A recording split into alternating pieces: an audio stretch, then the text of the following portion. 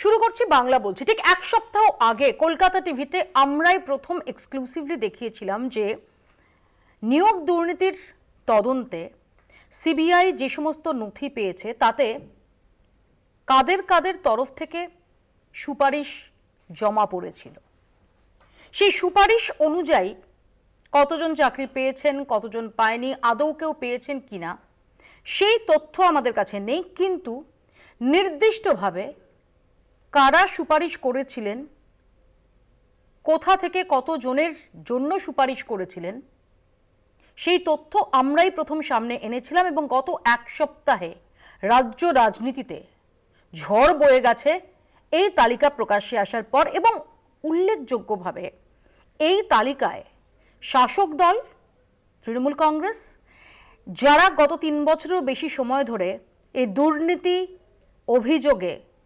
জেরবার, তাদের একাধিক হেভিওয়েটের নাম তো ছিলই, কিন্তু গত ৩ বছরেরও বেশি সময় ধরে দুর্নীতি প্রশ্নে যারা শাসক গোষ্ঠীকে লাগাতার বিঁধে এসেছেন, সে প্রধান বিরোধী দল বিজেপিরও একাধিক হেভিওয়েটের নাম ওই তালিকায় ছিল। আর তারপরেই শুরু হয় তুমুল শোরগোল। এই অবস্থায় দাঁড়িয়ে সাংসদ অভিজিৎ গঙ্গোপাধ্যায়, যিনি ঠিক বছরখানেক আগে রাজনীতির ময়দানে পা দিয়েছেন, আইনের যে পদ, যে বিচারপতির পদ, তা থেকে অবসর নিয়ে তিনি ব্যাখ্যা দিলেন। তাকে এ নিয়ে প্রশ্ন করা হয়েছিল, কি সেই ব্যাখ্যা? প্রাক্তন বিচারপতি অভিজিৎ গঙ্গোপাধ্যায়ের এই ব্যাখ্যার পর নতুন করে বিতর্কের ঝড় উঠেছে, তাই নিয়ে আমরা আলোচনা করব। তবে শুরুতে আপনাদের দেখাবো এই সম্পর্কে কি ব্যাখ্যা দিয়েছেন অভিজিৎ গঙ্গোপাধ্যায়। দেখুন, যখন আপনি দায়িত্ব সামলেছেন, নিয়োগ দুর্নীতি মামলাতে আপনি একাধিক জাজমেন্ট দিয়েছেন এবং সেক্ষেত্রে যারা ভুক্তভোগী তারা কিছুটা আশার আলো দেখেছিল। তো সম্প্রতি দেখা গেল যে সিবিআই আদালতের যে চার্জশিটের সঙ্গে যে রিপোর্ট জমা দিয়েছে, সেখানে কারা কারা সুপারিশ করেছিল তার একটা তালিকাও তিনি দিয়েছেন। এবং দেখা যাচ্ছে যে সেখানে বেশ কয়েকজনের মধ্যে ভারতী ঘোষ, যিনি এখন বিজেপি নেত্রী রয়েছেন, দিব্যেন্দু অধিকারী, তারও নাম রয়েছে। এটা নিয়ে কি বলবো? এটা নিয়ে বলবো যে এখন থাকাকালীন তো তারা কোনো সুপারিশ করেননি। তারা সুপারিশটা করেছিলেন যখন তারা তৃণমূলে ছিলেন। তৃণমূলে বহু লোকই এই কাণ্ডটা করেছিল। কেন না, তৃণমূলের ওপর মহল থেকে এটা এসেছিল যে আমরা চাকরি বিক্রি করছি, তোমরা যারা যারা চাকরি কিনতে চাও তারা নাম পাঠাও। ঠিক আছে, সেটাকে ধরে নিয়ে তারা হয়তো করেছেন। অনেকে অস্বীকারও করেছেন যে আমি এরকম কিছু করিনি। আমি অস্বীকারের দিকটা এক্ষুনি যাচ্ছি না। প্রাইমা ফেসি যদি আমি ধরেই নিই যে কেউ কেউ করেছিলেন, তাহলে তারা তৃণমূলের নির্দেশেই করেছিলেন। সুতরাং আজকে তৃণমূল বলতে পারে না যে তারা তো আজকে বিজেপিতে আছে। বিজেপিতে থেকে তারা কিছু করেননি। তৃণমূলের থাকাকালীন তারা যদি কিছু করে থাকেন, তাহলে তৃণমূলের থাকাকালীনই করেছে। এই যে বিশেষ করে এতদিন আগে রিপোর্টটা জমা দেওয়া, এখন তোলা হচ্ছে, বিষয়টাকে সামনে আনা হচ্ছে। জগন্নাথ চট্টোপাধ্যায় তিনি ফেসবুকে একটা পোস্ট করছেন, আবার তাকে আইনি নোটিশ দেওয়া হচ্ছে, তিনি ফেসবুক পোস্টটা মুছে দিচ্ছেন। কোথাও কি ভেতরে এই যে সামনে নিয়ে আসা কারা সুপারিশ করেছিল, এর মধ্যে কি অন্য কোনো রাজনৈতিক কোনো চক্রান্ত বা এরকম বা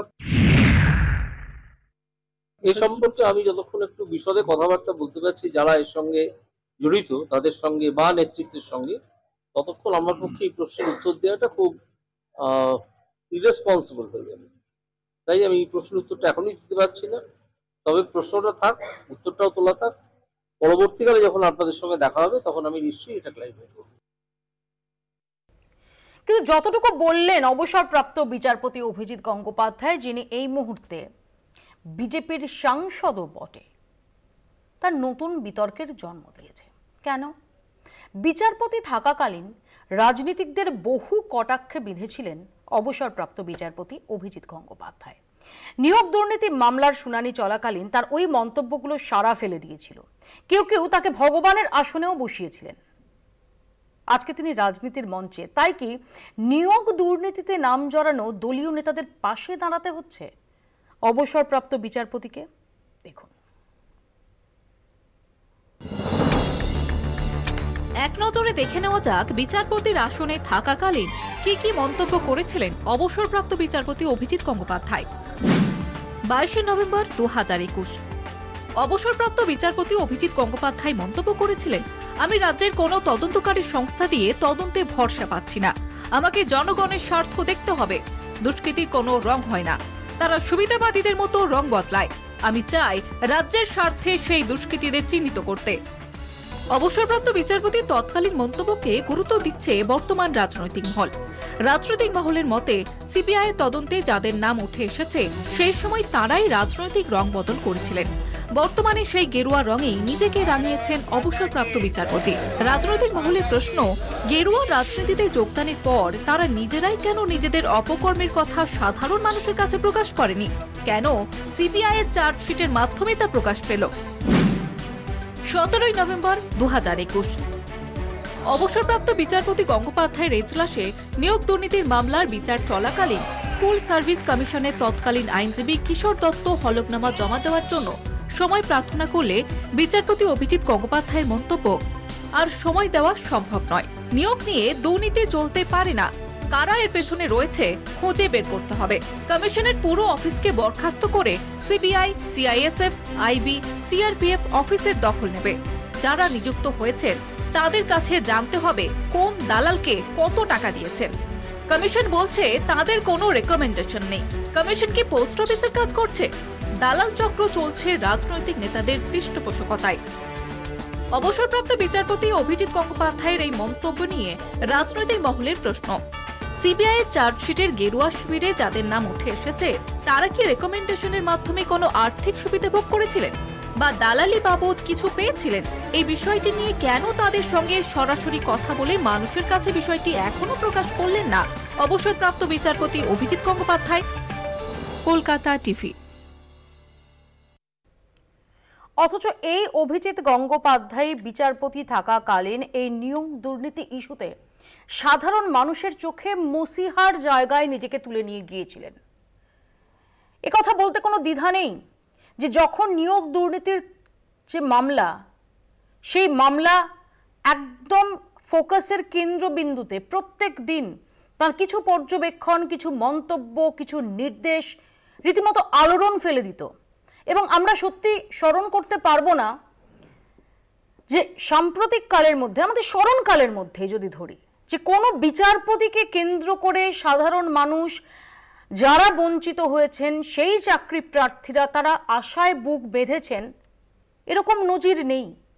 আর আজকে সেই অভিজিৎ গঙ্গোপাধ্যায়, যিনি এই মুহূর্তে গেরুয়া শিবিরের একজন সদস্য, যিনি বিজেপি সাংসদ, সেই অবসরপ্রাপ্ত বিচারপতি অভিজিৎ গঙ্গোপাধ্যায় তিনি এই ব্যাখ্যা দিচ্ছেন। আমাদের সঙ্গে যারা রয়েছেন তাদের সঙ্গে পরিচয় করিয়ে দিই। তৃণমূল কংগ্রেসের পক্ষ থেকে রয়েছেন বৈশ্যানাথ চট্টোপাধ্যায়, যিনি আইনজীবীও বটে। আমাদের সঙ্গে রয়েছেন আইনজীবী অচিন্ত ব্যানার্জি, আইনজীবী মানবেন্দ্রনাথ ব্যানার্জি, রয়েছেন দুই চাকরি প্রার্থী অচিন্ত সামন্ত এবং অর্ণব ঘোষ। আমি আইনজীবীদের কাছে আসার আগে প্রথমে সেই চাকরি প্রার্থীরা যারা ভগবান হিসেবে দেখেছিলেন এই অভিজিৎ গঙ্গোপাধ্যায়কে, যারা মনে করেছিলেন যে আর কেউ তাদের সঙ্গে জাস্টিস না করুক, জাস্টিস অভিজিৎ গাঙ্গুলি তাদের জাস্টিস এনে দেবেন। আমি প্রথমে অর্ণব ঘোষের কাছে যাব। অর্ণব, এই সেই অভিজিৎ গঙ্গোপাধ্যায় যিনি বিচারপতি থাকাকালীন আমরা সবাই মনে করতাম যে এই নিয়োগ দুর্নীতি কাণ্ডে অন্তত বিচার অধরা থাকবে না, সেটা এনশিওর করবেন তদানীন্তন বিচারপতি অভিজিৎ গঙ্গোপাধ্যায়। আজকে তার সাফাই, এই সুপারিশের তালিকা নিয়ে তার ব্যাখ্যা, কি মনে হচ্ছে? যে সেই মুহূর্তে যে মাসিয়া বা ইত্যাদির ক্ষেত্রে ভগবানের বাইরে থেকে একটা কথা বলতে পারি, যে বিচারপতি সেই মুহূর্তে বিচারপতির মতোই কাজ করেছিল। অন্তত আমরা যারা চাকরি প্রার্থী, বঞ্চিত চাকরি প্রার্থী ভেবেছিলাম যে বিচার প্রক্রিয়া স্তব্ধ হয়ে যাচ্ছে, স্লথ গতিতে এসছে, কোথাও একটা সত্যিতে একটা গতি পেয়েছিল। কিন্তু তার পরবর্তীকালে রাজনৈতিক দলে যোগদান বা ইত্যাদি বিষয় সম্পূর্ণ তার ব্যক্তিগত সিদ্ধান্ত, কিন্তু তার পরবর্তী প্রক্রিয়ায় দেখা যাচ্ছে আবার সত্যি কোথাও তদন্ত প্রক্রিয়াগুলো থমকে গেছে, কোথায় বিচার প্রক্রিয়াগুলো আবার অতল অন্ধকারে হারিয়ে যাচ্ছে। এত বছরের দুর্নীতি আজকে হঠাৎ সুপারিশের কথা মনে পড়ল, ঘটলো কেন? আমরা জানি, আমরা যারা চাকরি প্রার্থী বছরের পর বছর বসে আছি, সিবিআই কেন খুঁজে পায় না? বিচারপতিদের কলমের খোঁচাতে তখন তারা বেরিয়ে পড়বে। আমরা সত্যি স্পষ্টত অন্ধকারে তলিয়ে যাচ্ছি, যে আজকে আমাদের খুব মনে হয় যে এই যে সুপারিশের বর্তমান যে জায়গায়, তার মানে অন্ধকারের ভবিষ্যতে অতলে তলিয়ে যাচ্ছি আমরা। এর দায় কার? যাদের আমরা সেই ক্ষেত্রে নির্বাচন করে পাঠাচ্ছি তাদের কি কোনো দায় নেই প্রকৃত অর্থে? সুপারিশ যদি শেষ কথা হয়, তাহলে মেধাকে সামনে রাখার কোনো প্রক্রিয়া করা দরকার নেই, পরীক্ষাগুলো বন্ধ আমি করে আসবো দেওয়া হোক। অর্ণব, ইতিমধ্যে আমাদের সঙ্গে যোগ দিয়েছেন আরেক বিশিষ্ট আইনজীবী আশরাফ আলীও। আমি আশরাফ আলীর কাছেও আসবো, তার আগে আমি একটু অচিন্তর কাছে যাবো। যে অচিন্ত, যখন আমরা দেখছিলাম যে যেখানে বিচারপতি অভিজিৎ গঙ্গোপাধ্যায় বইমেলায় গেছেন, তাকে ঘিরে ধরে সেলফি তোলার জন্য হিড়িক, কোন বিচারপতি শেষ এরকম বা কখনো আদৌ এরকম সেলিব্রিটি স্টেটাস পেয়েছেন কিনা, মানুষের ভরসার জায়গায় মানুষ তাকে নিয়ে এসেছেন কিনা, সেটা আমাদের দেখা নেই। মসিহার জায়গায় তিনি নিজেকে দেখছিলেন। আজকে সেই ভগবানও কি রাজনীতির পাকে, রাজনীতির চক্রে ভূত হলেন?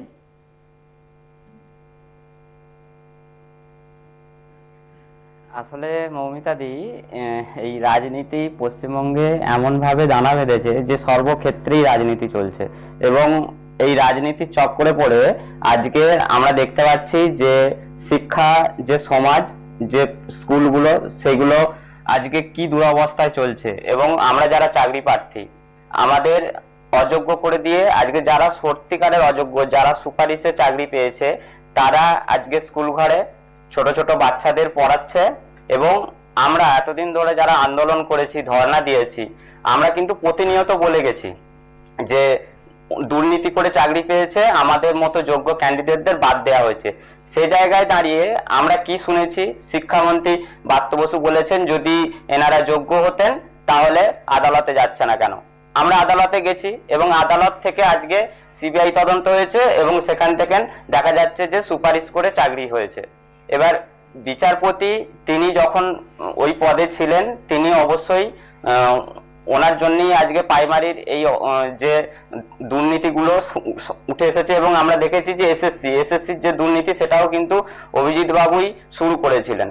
আজকে রাজনৈতিকভাবে উনি কি বক্তব্য রাখছেন সেদিকটা আমরা দেখছি না, কিন্তু আমরা আমাদের যে বিচার ব্যবস্থা তার উপর আমরা সম্পূর্ণ ভরসা রাখছি। আমি আসবো আপনার কাছে। ইতিমধ্যে আমাদের সঙ্গে এসে যোগ দিয়েছেন রাজ্যের প্রাক্তন আইনমন্ত্রী রবিলাল মৈত্র। রবিলাল বাবু, স্বাগত জানাই আপনাকে।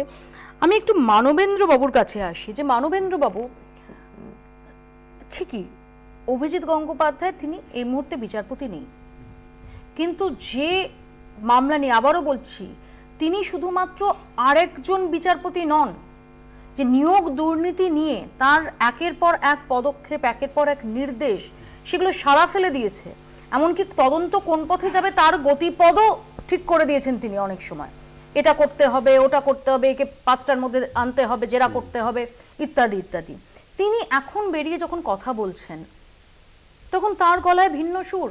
এই সুপারিশের তালিকায় যাদের নাম রয়েছে তাদের তিনি ডিফেন্ড করছেন বা করার চেষ্টা করছেন, কারণ তিনি তাদের দলের একজন সহযোদ্ধা। দেখি সার্বিকভাবে একটা ধোঁয়াশা জাগায় না, ডিসইলিউশন তৈরি করে না? না, আমি মনে করি যে উনি যখন জাজ ছিলেন তখন জাজ হিসেবে নির্দেশ দিয়েছেন, সেটা হয়তো দুর্নীতি সংক্রান্ত ব্যাপারে। সে সময় তিনি জাজের টেবিলে ছিলেন, এখন তিনি রাজনীতির লোক। আমি এখানে একটা কথা বলছি, হ্যাঁ ঠিকই, যিনি বিচারপতি হিসেবে অবসর নিয়েছেন তিনি কখনো রাজনীতির আঙিনায় আসবেন না, বা তার সংশ্লিষ্ট রাজনৈতিক যে দল, সেই দলের সঙ্গে তার সুরে সুর মিলিয়ে কথা বলবেন না, এমনটা নয়। কিন্তু একটা কুলিং অফ পিরিয়ড থাকার কথা। আপনার মনে থাকবে অভিজিৎ গঙ্গোপাধ্যায় অবসর নেওয়ার আগেই প্রেস কনফারেন্স করে জানিয়েছেন গত মার্চে যে তিনি রাজনীতির ময়দানে আসছেন। এরপর অবসর নিয়ে তিনি বিজেপিতে আনুষ্ঠানিকভাবে যোগদান করেছেন সঙ্গে সঙ্গে, এবং যোগদান করা মাত্র তিনি বলেছেন যে বহুদিন ধরে তিনি যোগাযোগে ছিলেন। এগুলো সার্বিকভাবে সত্যি তো। তখন তো আমরা মনে করেছি যে না, নিয়োগ দুর্নীতির পর্দাফাঁস হলে এই একজনের জন্যই হবে। এখন কোথাও আপনার মনে প্রশ্ন যাচ্ছে না আমার মনে হয় যে আপনি যে কথাটা বলছেন সেটা আমি বারেবারেই বলবো যে উনি যখন রাজনীতির আঙিনায় এসছেন উনি তার ব্যক্তিগত মতামত এখন হয়তো বলছেন, কিন্তু জাজের চেয়ারে বসে তিনিই একমাত্র যোদ্ধা বলা যায় বা নির্দেশক বলা যায় যে সমাজকে একটা আপগ্রেডেশনের চেষ্টা করেছিলেন। যে দুর্নীতি, সেই দুর্নীতিটাকে আমার মনে হয় যে তিনি দুর্নীতি যাতে বন্ধ হয় সেই চেষ্টা করেছিলেন। তো আমার মনে হয় যে তার সেই মতামতটাকেই তখনকার পিরিয়ডে ভাবাটাই ভালো। আমি আসবো ইতিমধ্যে আরেক আইনজীবী ফিরদৌস শামীম আমাদের সঙ্গে যোগ দিয়েছেন। আমি একটু রবিলাল বাবুর কাছে আসবো। রবিলাল বাবু, এই যে গোটা ঘটনাক্রমটা, যে একজন বিচারপতি তিনি আনুষ্ঠানিকভাবে অফিসিয়ালি অবসর নেওয়ার আগে ঘোষণা করছেন যে তিনি রাজনীতির ময়দানে নামছেন, এবং তিনি অবসর নেওয়া মাত্র রাজনৈতিক দলে যোগ দিচ্ছেন। সেই রাজনৈতিক দলে যোগ দিয়ে তিনি সাংসদ হচ্ছেন, এবং তাকে যখন এই সমস্ত সুপারিশ সংক্রান্ত প্রশ্ন করা হচ্ছে, তার দলের যাদের এই সুপারিশের তালিকায় নাম রয়েছে তাদের তিনি ডিফেন্ড করছেন। সার্বিকভাবে কি তাহলে গোটা তার আমলে যা যা ঘটনা পরম্পরা, হ্যাঁ সুপারিশ তারিখ, সিবিআই এর কাছে যে নথি আছে যে এই নিয়োগ দুর্নীতি তদন্তে কাদের কাছ থেকে সুপারিশ গিয়েছিল, তাতে যেমন তৃণমূল কংগ্রেসের বেশ কিছু হেভিওয়েটের নাম রয়েছে, বিজেপিরও কিছু হেভিওয়েটের নাম রয়েছে। এইটা নিয়ে যখন তাকে প্রশ্ন করা হচ্ছে, তিনি বিজেপির যাদের নাম রয়েছে তাদেরকে তিনি ডিফেন্ড করছেন।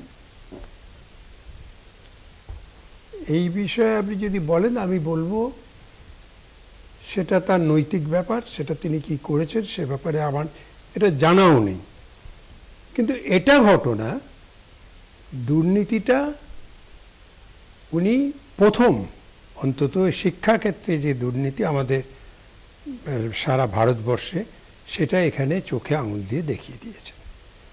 এসএসসি থেকে আরম্ভ করে, প্রাইমারি থেকে আরম্ভ করে প্রতিটি ক্ষেত্রে দুর্নীতিটা দেখিয়ে দিয়েছেন। এর মানে এই নয়, কেউ যদি ধরেও নিতে পারি আর্গুমেন্টসে, কেউ বলেছেন আমি একটা রাজনৈতিক দলে যোগদান করব, এটা আপনারা জানেন অনেক রাজনৈতিক দলের সদস্যরা এমপি হয়, এমএলএ হয়, মন্ত্রী হয়, কিন্তু তারা তাদের যেখানে পেশা, যখন যদি তার আগে যে পেশায় থাকেন বা যে কাজে থাকেন সেখানে তারা তাদের বক্তব্য পেশ করেন। এখানেও সেইভাবে উনি যদি কোনো বক্তব্য পেশ করে থাকেন পরবর্তীকালে বা তার আগে, কিন্তু জজ হিসেবে যদি করে থাকেন সেটা সঠিক নয়। কিন্তু জজ হিসেবে করেছেন বলে আমার কিন্তু জানা নেই। আমি ওনাকে কোনো আমি ডিফেন্ড করছি না। এখানে আমার প্রশ্ন, যে আমি একটা হিসেব খালি, আমি একটা, আপনি একটুখানি 1 মিনিট আমাকে মার্জনা করবেন, আমি দেরিতে এসেছি। আমি একটা জিনিস পরিষ্কার করে দিতে চাই, দুর্নীতি হয়েছে কি হয়নি, আজকে সুপ্রিম কোর্ট অবধি আপনার এটা প্রমাণিত দুর্নীতি হয়েছে। তা দুর্নীতি হওয়ার পরে যদি একটা লোকও যদি অবিচার হয়ে, একটা লোকের ক্ষেত্রেও যদি অবিচার হয়ে থাকে, সেটাও সঠিক, সেটাও সঠিক। এবং আমি আপনাকে যদি বলি, ভেরি রিসেন্টলি, এই মাসখানেক আগে একটা জাজমেন্ট হয়েছে হাইকোর্টে, সেখানে জজ সাহেব বলেছে আমি প্যান্ডেরাম বক্স খুলতে চাই না, কিন্তু যে দুর্নীতি হয়েছে সেই দুর্নীতি দাঁড়িয়ে থেকে মেনে নিয়েছে কোর্টেতে। এটা অন রেকর্ড রয়েছে আমার কাছে, আমি দেখাতে পারি। এবং সেটা মেনে নিয়ে তারা বলেছে হ্যাঁ এখানে দুর্নীতি হয়েছে। সেই জায়গায় দাঁড়িয়ে উনি এটা প্রথম দিক নির্দেশ করেছেন, দুর্নীতি হয়েছে। সিবিআই তারপরে যা সব তদন্ত, ইডি ফিডি যা আছে করেছেন। কিন্তু আমার প্রশ্নটা হচ্ছে যে এই সিবিআই ইডি তারা একদিন ধরে কি করলো? তারা তো কিছু সব সিজ করছে, তারা পাচ্ছে, তারা বলছে আমরা নাইসা থেকে পাচ্ছি, অমুক জায়গা থেকে পাচ্ছি, কিন্তু তারা আসল কাজটা করছে না কেন? আমি এই প্রসঙ্গেই আসবো। আমি একটু আসি বৈশ্বনাথের কাছে। বৈশ্বনাথদা, অভিজিৎ গঙ্গোপাধ্যায় বলছেন যে যদি করে থাকেও, যে নামগুলো বিজেপির যাদের নাম আসে, যদি করে থাকেও তারা সুপারিশ, সেটা তৃণমূলের আমলে করেছে, বিজেপিতে আসার পর তো আর করেনি। আসলে অভিজিৎ বাবুর নৈতিকতাটা না, মানে আমার কাছে খুব খেলো মনে হয়। একজন জজ সাহেব তার চেয়ারকে ভাঙিয়ে রাজনীতির পোস্ট পেলেন, মেম্বার অফ পার্লামেন্ট হলেন, এবং একটা সাবজুডিস ম্যাটার নিয়ে টেলিভিশন চ্যানেলে ইন্টারভিউ দিলেন। এরকম নজির আমার প্রায় 45 বছর রাজনৈতিক জীবনে আমি দেখিনি। এটা মানে আমি ওকালতি করছি 34 বছর, কিন্তু পলিটিক্স করছি, স্টুডেন্ট পলিটিক্স থেকে শুরু করে দীর্ঘদিন, আমি দেখিনি। এখানে এক্ষুনি উনি অনেক কথা বলছিলেন যে সুপারিশ করার যখন দিব্যেন্দু অধিকারী আর ভারতী ঘোষের নাম আসছে, তখন মানে ওরা অন্য দলে ছিল, তাই জন্য ওরা সুপারিশ করেছিল। মানে এটা একটা বাচ্চা ছেলেকে ঝিনুকে দুধ খাওয়ানোর মতো কথা হয়ে যাচ্ছে। উনি দিব্যেন্দু অধিকারী তিনি সুপারিশ করেছেন, বর্তমানে বিজেপিতে আছেন। ভারতী ঘোষ সুপারিশ করেছেন, সেটা এখন বিজেপিতে আছেন। সেটাকে যে বিচারক তার এজলাসে বিচার করেছেন, রবিলাল বাবু বলছিলেন উনি নাকি আই ওপেনার। তা উনি যদি আই ওপেনার হয়ে থাকেন, তাহলে যে বিচার, যে বিষয় নিয়ে উনি বিচার করেছেন, মতামত দিয়েছেন, সেখানে তিনি নানান ধরনের কটূক্তি বা করেছেন বা নানান ধরনের জাজমেন্ট দিয়েছেন। তারপরে উনি দাঁড়িয়ে রাজনীতির আঙিনায় সেই মামলাকে কেন্দ্র করে তিনি আজকে পুরো উল্টো একটা কথা বলছেন। এটাতে বোঝা যাচ্ছে ওনার নৈতিকতা কোন জায়গায় আছে। উনি এখন মানে জজ সাহেব হিসাবে উনি রাজনীতিতে প্রবেশ করে জজ সাহেবের চেয়ারকে ক্যাপিটাল করে উনি নির্বাচনে দাঁড়িয়েছেন, রাজনীতিতে এসছেন এবং সেটাকে মূলধন করে এখন এই ধরনের বিবৃতি দিচ্ছেন। আমি এই প্রসঙ্গে আলোচনায় ফিরব, একটা ছোট্ট বিরতি আমাকে নিতেই হবে, বিরতির পর ফিরছি, দেখতে থাকুন বাংলা বলছে। ফিরে এলাম বিরতির পর, আপনারা দেখছেন বাংলা বলছে। আমি অচিন্ত ব্যানার্জির কাছে যাব এই প্রসঙ্গে। অচিন্তবাবু, অচিন্তবাবু, যেভাবে আমরা দেখলাম যে বিচারপতি অভিজিৎ গঙ্গোপাধ্যায়, যিনি আবারও সবাই বলছেন এক কথায় যে নিয়োগ দুর্নীতির প্রথম যে ওয়েকআপ কলটা সেটা অভিজিৎ গঙ্গোপাধ্যায় বিচারপতি থাকাকালীন দিয়েছিলেন, এ বিষয়ে কোনো সংশয়ের অবকাশ নেই। কিন্তু আজকে যখন তিনি সেই নিয়োগ দুর্নীতি কাণ্ডে সুপারিশের তালিকায় তার দলে থাকা যে সুপারিশকারীরা, অন্তত তার যে নাম উঠে আসছে, তাদের ডিফেন্ড করছেন, তখন কি গোটা বিষয়টা সম্পর্কে একটা ধোঁয়াশা, একটা প্রশ্নের অবকাশ থেকে যায় না? দেখুন, আমার ব্যক্তিগত ধারণা একটু অন্যরকম, বলতে একটু শুনে নেন। প্রথম কথা হচ্ছে যে আমার কেন না জানি মনে হয়েছে যে উনি যেভাবে শুরু করেছেন, দেখুন দুর্নীতির বিরুদ্ধে প্রতিটি মানুষ, কোনো অসুবিধে নেই, প্রত্যেকেই, কেউ চায় না, সাধারণ মানুষ যারা তারা কেউ চায় না দুর্নীতির বিরুদ্ধে বলাটা উনি একজন জজ হিসেবে যতখানি না বলেছেন, আমার মনে হয়েছে যে এটা একটা পরিকল্পিত পদক্ষেপের অঙ্গ। আপনি যদি পরপর সমস্ত জিনিসগুলো দেখেন, কারণ বলি আমার সামান্য ব্যক্তিগত অভিজ্ঞতা আছে, পরপর যে পদক্ষেপগুলো নিয়েছে, প্রবীতা ভালো বলতে পারবেন, অনেকদিন ধরে এই ওকালতি পেশার সঙ্গে যুক্ত আছেন, আইনমন্ত্রী ছিলেন। আমাদের এই এক্সিকিউটিভ এবং জুডিশিয়ারি, এদের মধ্যে একটা যে থিন লাইন আছে, সেই জায়গাতে যে অ্যাডমিনিস্ট্রেশন বা প্রশাসন কোথায় কতখানি কাজ করবে, কোর্ট কতখানি ডিকটেট করবে, কিভাবে কাজ করবে, সেই মডালিটিসের ব্যাপারে কতটা ফাইন লাইন অফ ডিস্টিংশন আছে। উনি কিছু ক্ষেত্রে দেখা গেছে যে সেই ফাইন লাইনটা ক্রস করে গেছে। এই ক্রস করে যাওয়াটা আনইনটেনশনাল নাকি ইন্টেনশনাল, এটা অনেক বড় ব্যাপার। আপনারা দেখবেন, আপনাদের টিভি চ্যানেলে, বিভিন্ন টিভি চ্যানেলে বেরিয়েছে, লেজ ধরে টানতে হবে, মাথাকে বের করে নিয়ে আসতে হবে, আমি সব জানি, ঢাকি সমেত বিসর্জন দেওয়া হবে। কেমন? ইভেন রাহুল গান্ধীর কত সম্পত্তি আছে, আমাদের মুখ্যমন্ত্রীকে উনি প্রশ্ন তুলেছেন, উনি কি রোহিঙ্গা?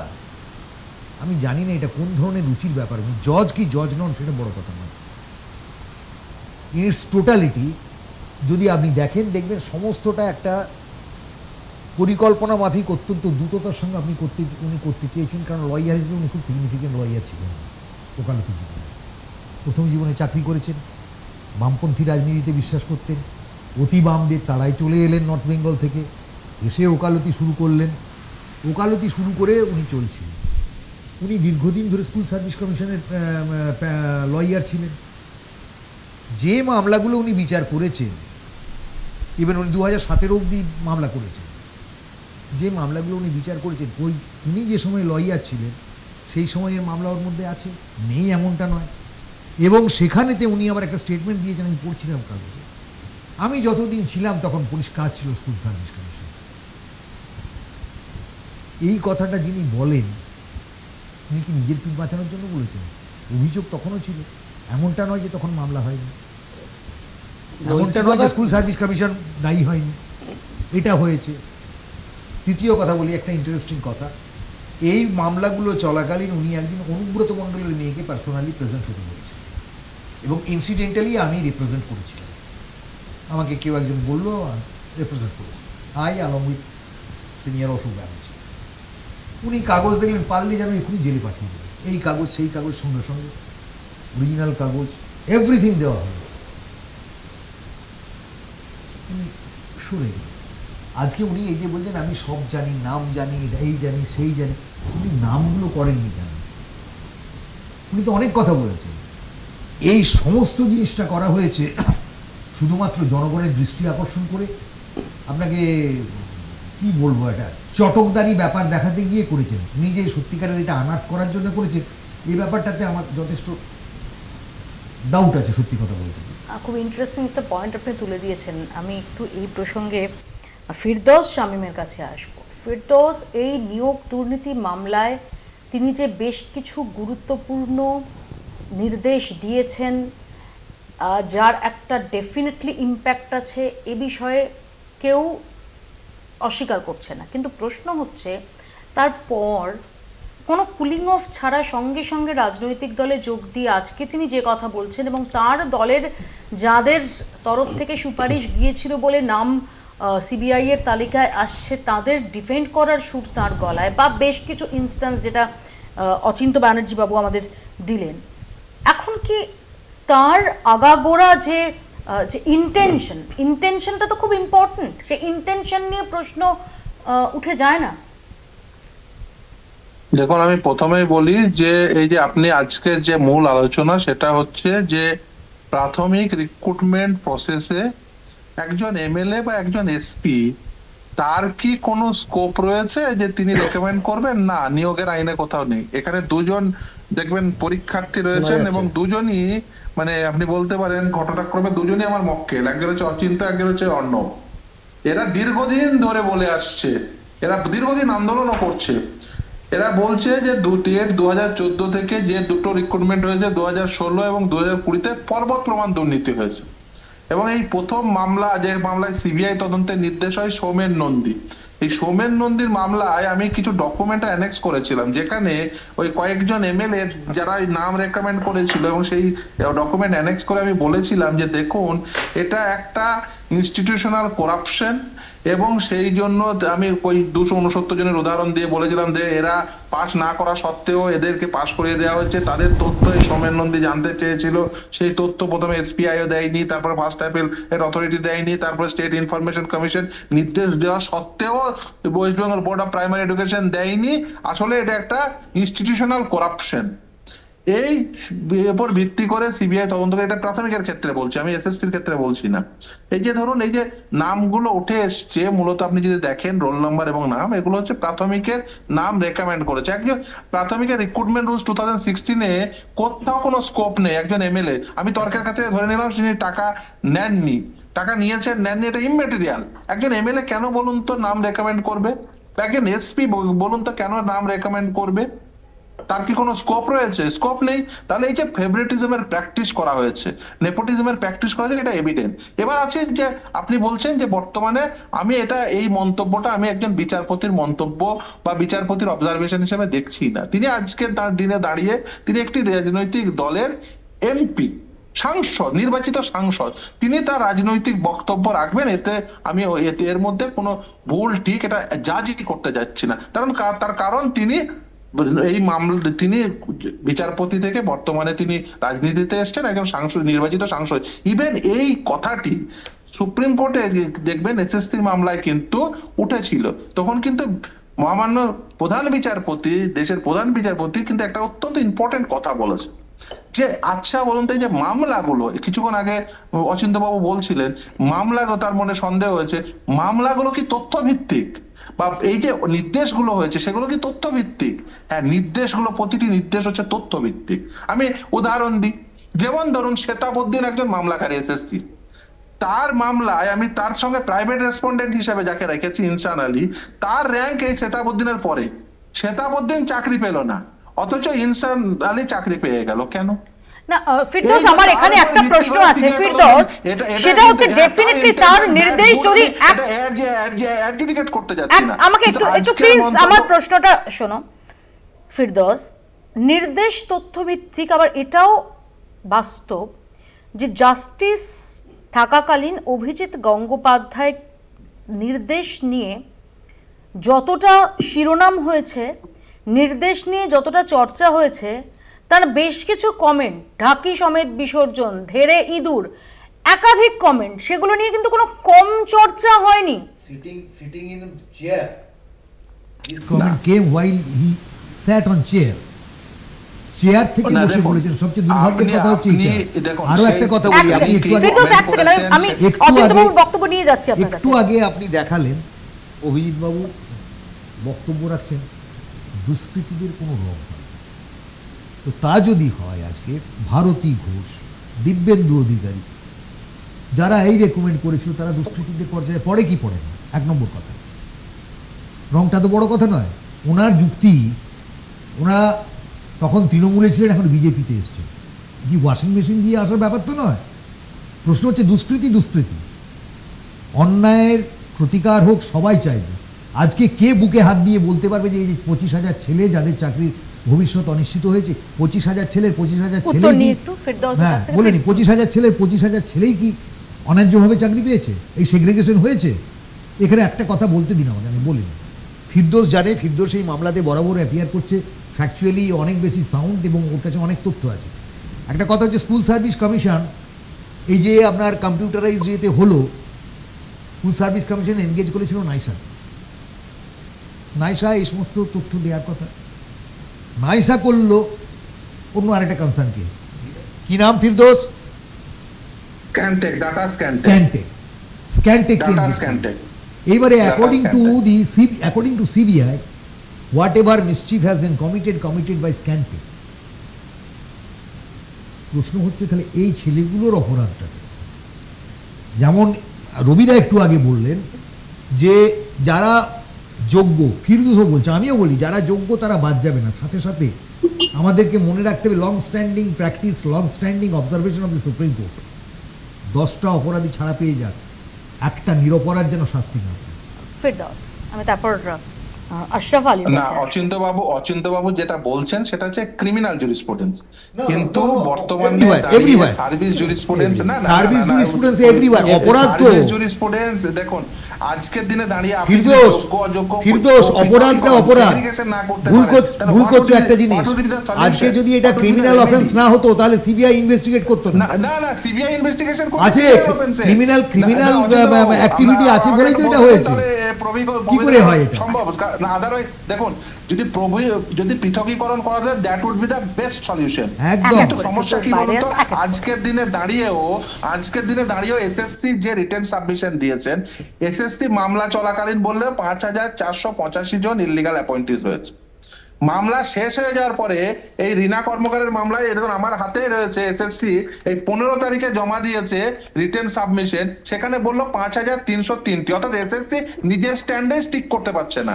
তারপরে বোর্ড বলছে রিটেন সাবমিশন দিয়ে 5,189, আর রাজ্য সরকার বলছে 4,327 জন ইললিগাল অ্যাপয়েন্টেড হয়েছে। আচ্ছা, এই তথ্যের মধ্যে আপনি কি করে আপনি বলতে পারেন তাদের মধ্যে সংযুক্ততা তৈরি করবেন? কিভাবে তাহলে পৃথকীকরণ করবেন? 3টে আর্টিকেল 12 অথরিটি 3 রকম তথ্য দিচ্ছে, এবং এসএসসি নিজেই মামলা চলাকালীন একরকম তথ্য দিল, মামলা শেষ হয়ে যাওয়ার পরে সিআইবি করার পরে রিটেন সাবমিশনে আর একটা তথ্য দিচ্ছে। এই বলুন তো যে আপনি পৃথকীকরণ করতে গেলে আদালতের সামনে তো সঠিক তথ্য রাখতে হবে। আমি আসবো ফিরদৌস, আমি আশরাফ আলীর কাছে যাব। আশরাফ আলীর কাছে আমি যেটা জানতে চাইবো যে দেখুন, একটা মামলার যে টেকনিক্যালিটিস, আমরা যারা সাধারণ মানুষ আমরা তো টেকনিক্যালিটিস বুঝি না, কিন্তু যে সময়ে আমরা দাঁড়িয়ে আছি সেই সময় দাঁড়িয়ে একটা বড় অংশের মানুষ, তাদের যখন সিস্টেম সম্পর্কে মনের মধ্যে নানান প্রশ্ন থাকে, যখন স্টেট এজেন্সি হোক বা সেন্ট্রাল এজেন্সি হোক তার সম্পর্কে নানান প্রশ্ন থাকে, একটা বড় অংশের মানুষ তারা লাস্ট রিসর্ট হিসেবে আদালতকে দেখেন, এবং শেষ ভরসার জায়গা হিসেবে যে আদালতকে দেখা, সেখানে তারা একজন মানুষকে এমন একটা মাসিহার জায়গায় দাঁড় করিয়েছিলেন যে তিনি যখন আছেন নিয়োগ দুর্নীতির স্বচ্ছ এবং সুষ্ঠু তদন্ত হবে।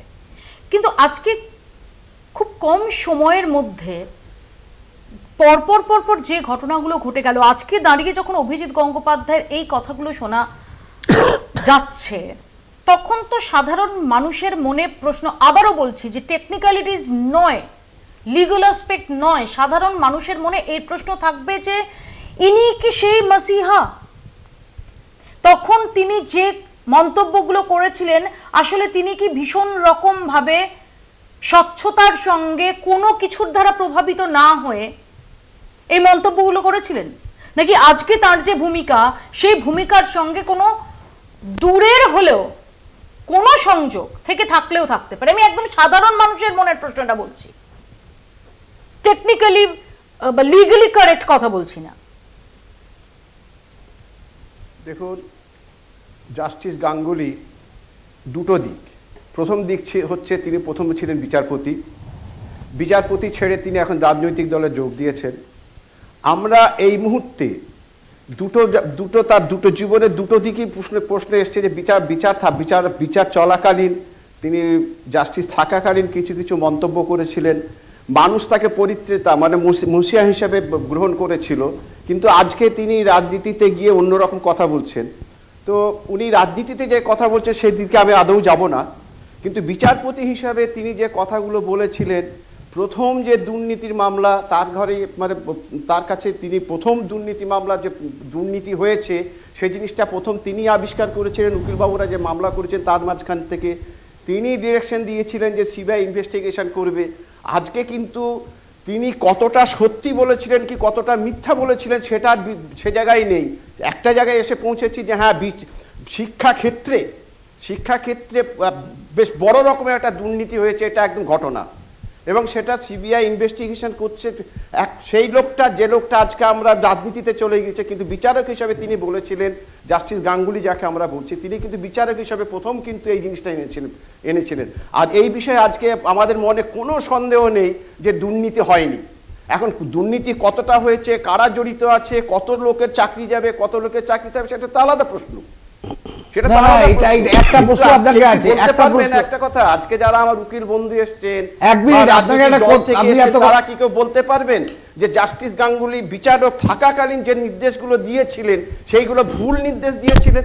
হ্যাঁ, তিনি হয়তো সেই মানে যখন তিনি বিচারকের আসনে বসেছিলেন, উকিলবাবুদের কথাবার্তা বা সাবমিশনের সময় তিনি হয়তো কিছু মন্তব্য করেছিলেন, সে মন্তব্যগুলো আমি আর সেগুলো এখানে তুলছি না। আজকে হয়তো তিনি রাজনীতির জগতে গিয়ে যে কথাগুলো বলছেন, মিস্টার আশরাফ আলী, এটা যেমন ঠিক যে মন্তব্যগুলো যেগুলো করেছিলেন তা নিয়ে প্রশ্নের অবকাশ রয়েছে, আবার এটাও ভুললে চলবে না যে তার একাধিক নির্দেশ কিন্তু শীর্ষ আদালতে গিয়ে খারিজ হয়ে গেছে, একটার পর একটা খারিজ হয়ে গেছে। ওনার প্রতিটা না আপনি ভুল বলছেন, ভুল ব্যাখ্যা করছেন। একটা জিনিস প্রতিটা ওনার অর্ডার এটা বললে হবে না, সেটা কি কেউ অস্বীকার করছে না? ওনার তো মনে ইচ্ছে ছিল এমপি হওয়ার জন্য, তাই জন্য তো উনি একটা পলিটিক্যাল পার্টির হয়ে কাজ করেছিলেন। নিয়োগ দুর্নীতি হয়নি, এক সেকেন্ড আশরাফ আলী, নিয়োগ দুর্নীতি হয়নি এ কথা কেউ বলছে না, কেউ নিয়োগ দুর্নীতি হয়নি এ কথা কেউ বলছে না। নিয়োগ দুর্নীতি নিয়ে বিচারপতি থাকাকালীন অভিজিৎ গঙ্গোপাধ্যায় তার যে ভূমিকা, সেই ভূমিকার অনেকগুলো ক্ষেত্র নিয়ে কেউ কোনো প্রশ্ন তুলছে না, কিন্তু এখানে প্রশ্ন যে যারা ফাইনালি বিচার বিভাগকে, Abhijit Ganguly is not only Abhijit Ganguly here.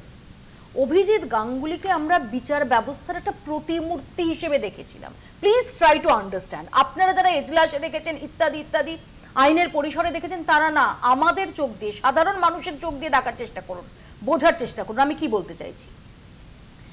বিচার বিভাগের তো কোনো অবয়ব হয় না, হাইকোর্টের ছবি হয়, হাইকোর্টের যে স্ট্রাকচার সেটা হয়, যে সুপ্রিম কোর্টের স্ট্রাকচার হয়।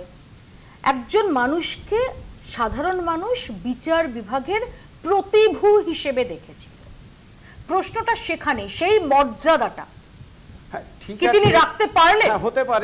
হতে পারে বিচারক হিসাবে তিনি কিছু কথা বলেছিলেন, এখন হয়তো সেই পরস্পর বিরোধিত কথা বলছেন, হয়তো কিছু মনের মানুষের সন্দেহ আসবে, কিন্তু একটা কথা বলুন তো, তার মন্তব্যের উপরে কি কোনো কিছু বিচারে নির্ভর করছে? এখন কিছুই নির্ভর করছে না, কিন্তু সেই সময় দাঁড়িয়ে তো অনেক কিছু নির্ভর করেছে। সেই সময় দাঁড়িয়ে তো গোটা রাজ্যের, কেন গোটা দেশের মানুষের মনে সেগুলো ইম্প্যাক্ট ফেলেছে। ঢাকি সমেত বিসর্জন তো ইম্প্যাক্ট ফেলেছে। ধেড়ে ইঁদুর তো প্রশ্ন জাগিয়েছে যে কে সেই ধেড়ে ইঁদুর, এগুলো তো অস্বীকার করা যায় না। এবং সেটা তিনি বলেছেন, এক সেকেন্ড, সেটা তিনি বলেছেন কোন ঘরোয়া আড্ডায় নয়, ক্যান্টিনে নয়, কোথাও কফি খেতে গিয়ে নয়, বিচারপতির চেয়ার থেকে বলেছেন। চেয়ার থেকে বলেছেন, আমাদেরকে এখন সীমাবদ্ধ সেইখানেই রাখছি আমি। তাহলে সেটা তো উদ্দেশ্যপ্রণোদিত ছিল, এটা তো রাজনৈতিক উদ্দেশ্যপ্রণোদিত। কিছু বলতে যান বলছেন, বলা মানে হচ্ছে এইটা রাজনৈতিক উদ্দেশ্য থেকে বলেছেন। এই ইস্যুগুলো নিয়ে ওনার এই সব কমেন্টস নিয়ে সুপ্রিম কোর্ট অবধি গেছে, সুপ্রিম কোর্টে এগুলো আমল পায়নি। না, এটা হচ্ছে ঘটনা। কিন্তু তার দেওয়া বিচারপতি থাকাকালীন তিনি ইন্টারভিউ দেওয়ায় এবং সেই ইন্টারভিউয়ে তার হাত থেকে মামলাগুলো সরিয়ে নেওয়ার নির্দেশ দিয়েছে সেটা দিয়েছে সুপ্রিম কোর্ট, সেটা দিয়েছে। কিন্তু আমি একটা কথা বলবো, সুপ্রিম কোর্টে মামলা জজের চেয়ারে বসে পার্সিয়ালিটি করেছে। একটা কথা, supreme court was very soft on this issue, because আপনি একটা জিনিস চিন্তা করুন, justice Gangopadhyay, he raised eyebrows and his finger against two judges sitting in division bench. Also did not make any remark, save and except the soft touch. It was not just and proper, because আপনি যদি এক minute 97 এর charter এবং 2001 এর charter, যেটা নিয়ে আমি বলেছিলাম এর আগে, দুটোকে মিলিয়ে দেখুন, in the name of freedom of speech anything and everything cannot be done. যার জন্য লাইভ টেলিকাস্ট যেটা হয়েছিল, it was me who challenge in PIL. এবং এখানে আপনি যে প্রসঙ্গটা বলেন, এক সেকেন্ড, আপনি যেটা বললেন সেই প্রসঙ্গে একটু বলি, যে নিয়োগ দুর্নীতি মামলার শুনানি চলাকালীন আমরা কি দেখেছিলাম যে অবসরপ্রাপ্ত তখন বিচারপতি ছিলেন তিনি, বিচারপতি অভিজিৎ গঙ্গোপাধ্যায়ের সঙ্গে প্রবীণ আইনজীবী অরুণাভ ঘোষ সহ আরো বেশ কয়েকজন আইনজীবীর চূড়ান্ত একটা বাকবিতণ্ডা হয়, এবং যেটা বিচারপতি গঙ্গোপাধ্যায়ের নির্দেশে তার ভিডিও রেকর্ডিংও করা হয়েছিল। আমরা দেখে নেব কি হয়েছিল সেদিন। And my lord, reporters are already there. And my lord, there is a rumor they go to your chamber. There is a rumor. Who go to my chamber? These reporters. Yes, they go to my chamber. And they say, what's the objectionable thing? No, and they say kindly take 131. We are ready. We shall publish. No. I will talk to you, and I'll call you by issuing a rule of content. Kindly. And also I'll send you to prison, Mr. Ghosh. Your lordship told them present. Yes. Your lordship told them to be present. I'll tell the executive producer, whose name has been corrected by the registrar, Mr. Amritanshu Bhattacharya. This is an edited program. I'll call you and Amritanshu Bhattacharya one day by issuing rule of content. And I think there are enough evidence. I know, my lord, how to deal with a judge. Yes. I also know how to deal with a hooligan like you. You do not know the law. You do not know anything. Yes. You do not know anything. I have seen your judgment for 6 years. You are there. What? Not a past a single judgment. Not a past a single judgment. You have not read anything. You do not take facts into your. You do not know. Don't use any unparliamentary words. What? Right now I will hold you in contempt. That will be better. I will. Kindly issue a rule. It will be decided by the judge. I will issue. Kindly issue. Yes, and I will send you to prison. Let them issue. Yes. I will issue. Don't show me your red eyes, Mr. Ghosh. Let the matter be taken up judicially, not in the open court by Mr. Shah. I am representing free of the personal room. Your lordship has directed to appear. I have already said what will be the order today. আমি এই প্রসঙ্গে আলোচনায় ফিরব, একটা ছোট্ট বিরতি তার আগে আমায় নিতে হচ্ছে, বিরতির পর ফিরছি, দেখতে থাকুন বাংলা বলছে। ফিরে এলাম বিরতির পর, আপনারা দেখছেন বাংলা বলছে। অবসরপ্রাপ্ত বিচারপতি অভিজিৎ গঙ্গোপাধ্যায়ের নির্দেশেই নিয়োগ দুর্নীতি মামলায় সিবিআই এর হাতে তদন্তভার দেওয়া হয়। মামলা হাইকোর্ট থেকে সুপ্রিম কোর্ট পর্যন্ত গড়ায়, তবে বিচার প্রক্রিয়া চলাকালীন আদালতে বিচারপতি এবং আইনজীবীদের উদ্দেশ্যে মন্তব্য করতেও পিছপা হননি অবসরপ্রাপ্ত বিচারপতি। যদিও পাল্টা তাঁকেও আইনজীবীদের সমালোচনার মুখে পড়তে হয়েছিল। তাঁর এজলাস বয়কটের সিদ্ধান্ত নিয়েছিলেন কলকাতা হাইকোর্টের আইনজীবী মহলের একাংশ। অবশেষে বিচারপতি বিশ্বজিৎ বসুর মধ্যস্থতায় সেই সমস্যার সমাধান হয়। 2 এপ্রিল 2022 অবসরপ্রাপ্ত বিচারপতি অভিজিৎ গঙ্গোপাধ্যায়ের সিবিআই তদন্তের রায়কে চ্যালেঞ্জ জানিয়ে তৎকালীন বিচারপতি হরিশ ট্যান্ডন ও বিচারপতি রবীন্দ্রনাথ সামন্তের ডিভিশন বেঞ্চে আবেদন জানিয়েছিল রাজ্য সরকার। সেই মামলার শুনানি পর্ব নিয়েও মন্তব্য করেছিলেন অবসরপ্রাপ্ত বিচারপতি গঙ্গোপাধ্যায়। অবসরপ্রাপ্ত বিচারপতি অভিজিৎ গঙ্গোপাধ্যায়ের তৎকালীন মন্তব্য, যখন দুর্নীতি বন্ধের চেষ্টা করছি তখন শিকল বন্ধের চেষ্টা চলছে। ডিভিশন বেঞ্চের মামলার ভার্চুয়াল শুনানিতে এক আইনজীবীর মন্তব্য আমার নজরে এসেছে।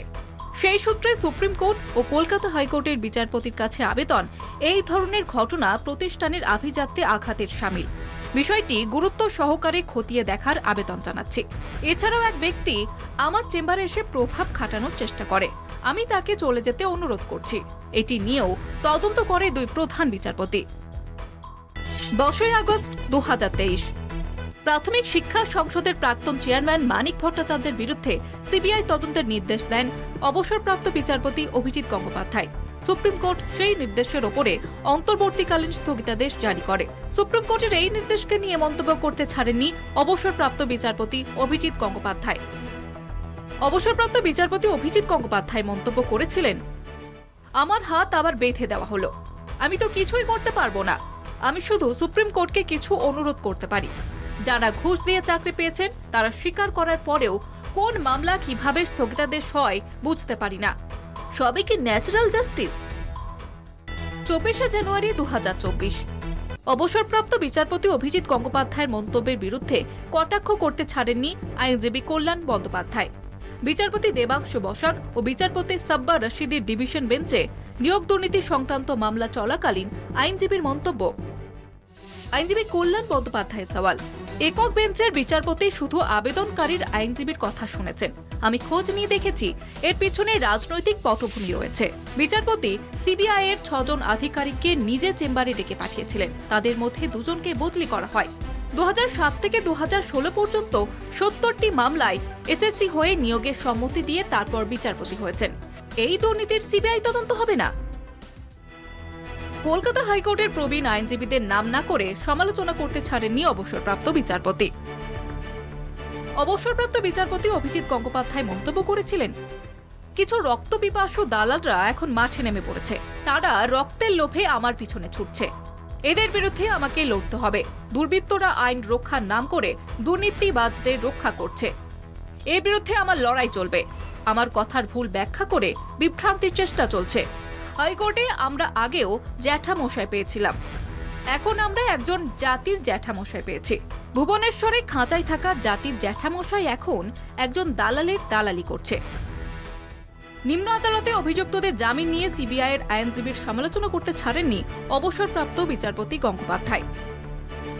অবসরপ্রাপ্ত বিচারপতি অভিজিৎ গঙ্গোপাধ্যায়ের মন্তব্য সিবিআই এর উদ্দেশ্যে, নিম্ন আদালতে আইনজীবীদের ভূমিকা সদর্থক নয়। নিম্ন আদালতে আপনাদের ভূমিকা জানেন? আপনারা এমন পদক্ষেপ করছেন যাতে কিছু ব্যক্তি জামিন পেয়ে যায়।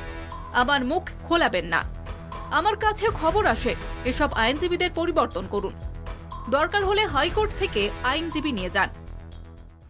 নিয়োগ দুর্নীতি মামলা চলাকালীন দুবার অবসরপ্রাপ্ত বিচারপতি অভিজিৎ গঙ্গোপাধ্যায়ের এজলাস বয়কট করেছিলেন কলকাতা হাইকোর্টের একাংশের আইনজীবীরা। প্রথমটি তৎকালীন রাজ্যের অ্যাডভোকেট জেনারেল এস.এন. মুখোপাধ্যায়ের সঙ্গে বাগবিতণ্ডার জন্য, পরবর্তীকালে আইনজীবী চপলেশ ব্যানার্জি ও আইনজীবী প্রসেনজিৎ মুখোপাধ্যায়ের সঙ্গে মতানৈক্যের জন্য। এজলাসের মধ্যে আইনজীবী প্রসেনজিৎ মুখোপাধ্যায়ের কোর্ট ব্যান্ড খুলতে বাধ্য করিয়েছিলেন বিচারপতি গঙ্গোপাধ্যায়। তার জেরে দীর্ঘদিন বয়কটের সিদ্ধান্ত নিয়েছিল আইনজীবীদের একাংশ। অবশেষে বিচারপতি বিশ্বজিৎ বসুর মধ্যস্থতায় বয়কট প্রত্যাহার করেছিলেন আইনজীবীরা। কলকাতা টিভি। আমার এখানের প্রশ্ন রবিলাল বাবুর কাছে, যে ঠিকই বিচারপতি থাকাকালীন সাধারণভাবে যেটা হয় যে বিচারপতিকে নিয়ে প্রশ্ন করা থেকে আমরা বিরত থাকার চেষ্টা করি। সত্যি কোর্টরুমে যা যা হয়েছে সমস্ত কিছু প্রশ্নের ঊর্ধ্বে? না, সে কথা বলা যাবে না, সে কথা বলা যাবে না। তবে এটাও ঠিক, দুর্নীতি যখন ধরা পড়ছে তাকে বাধা দেওয়ার চেষ্টা হচ্ছে। এটা আইনজীবীদের কাজ, এক পক্ষ বাধা দেবে আর এক পক্ষ দুর্নীতিকে তুলে ধরবে, এক পক্ষ বাধা দেবে। সেখানে হয়তো কোনো কোনো ক্ষেত্রে কোনো কোনো মন্তব্য হয়ে থাকতে পারে, আপনি এর আগে প্রশ্ন এখানে আলোচনা হয়েছে কুলিং পিরিয়ড নিয়ে, আপনারা স্মরণ করে দেখবেন যারা অযোধ্যার মামলায় রায় দিয়েছেন যে চিফ জাস্টিস, তিনি রিটায়ারমেন্টের 1 মাসের মধ্যে এমপি হয়েছেন। যিনি এর আগে দীর্ঘদিন আগে আরেকজন আসামের জাজ ছিলেন, পরে সুপ্রিম কোর্ট জাজ হয়েছে, গগৈ তো রঞ্জন গগৈ ছিল এই চিফ জাস্টিস, তার আগে আরেকজন ছিলেন, তিনিও রিটায়ারমেন্টের পরদিন রেজিগনেশন দিয়ে পরদিন রাজ্যসভার মেম্বার হয়েছে। এটাও হচ্ছে রেকর্ড। এবং আজ যদি দেখেন যে দুর্নীতি কোন পর্যায়ে গেছে, মানে ফাঁকা খাতা থেকে আরম্ভ করে, এবং কোর্ট আজ এই 1 মাস আগে 1 বছর আগে একটা মামলায় অবজার্ভ করছেন, in the event the irregularities are accepted, the entire process of recruitment process is liable to be interfered with. This would cause prejudice to candidates appointed and working for 3 years. There is no way of segregating the lawful and unlawful appointments. So admitted position এই পিরিয়ডে 2016 থেকে আরম্ভ করে, কারণ 1997 থেকে SSC শুরু হয়েছে, ওই তখন এসএসসি ছিল না, তো আরএলএসটি পরে এসএসসি, না এসএসসি অ্যাক্ট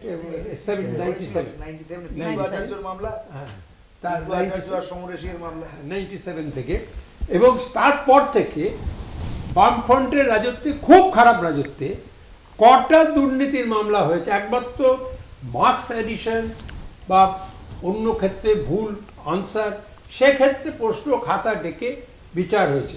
কিন্তু এই ম্যাসাকার, আমি একটা কথা বলছি, ম্যাসাকার বলতে দিন, ম্যাসাকারের সব যেই কথা বলবো আজকে দিল তো হয় না, এই ম্যাসাকারটা ধরা পড়েছে। এর জন্য দেখুন অভিজিৎ বাবুর কিছু মন্তব্য সম্পর্কে আমার রিজার্ভেশন আছে, কিন্তু এটাও ঠিক যে এই দুর্নীতিটা ধরা পড়েছে, এবং শুধু এসএসসি নয়, প্রাইমারির ক্ষেত্রেও 2009-এর প্রাইমারি যেটাকে আটকে দিয়েছিল এই সরকার আসার পরে 12 সালে, by notification, that was challenge in court, that was rejected, and thereafter final result was published.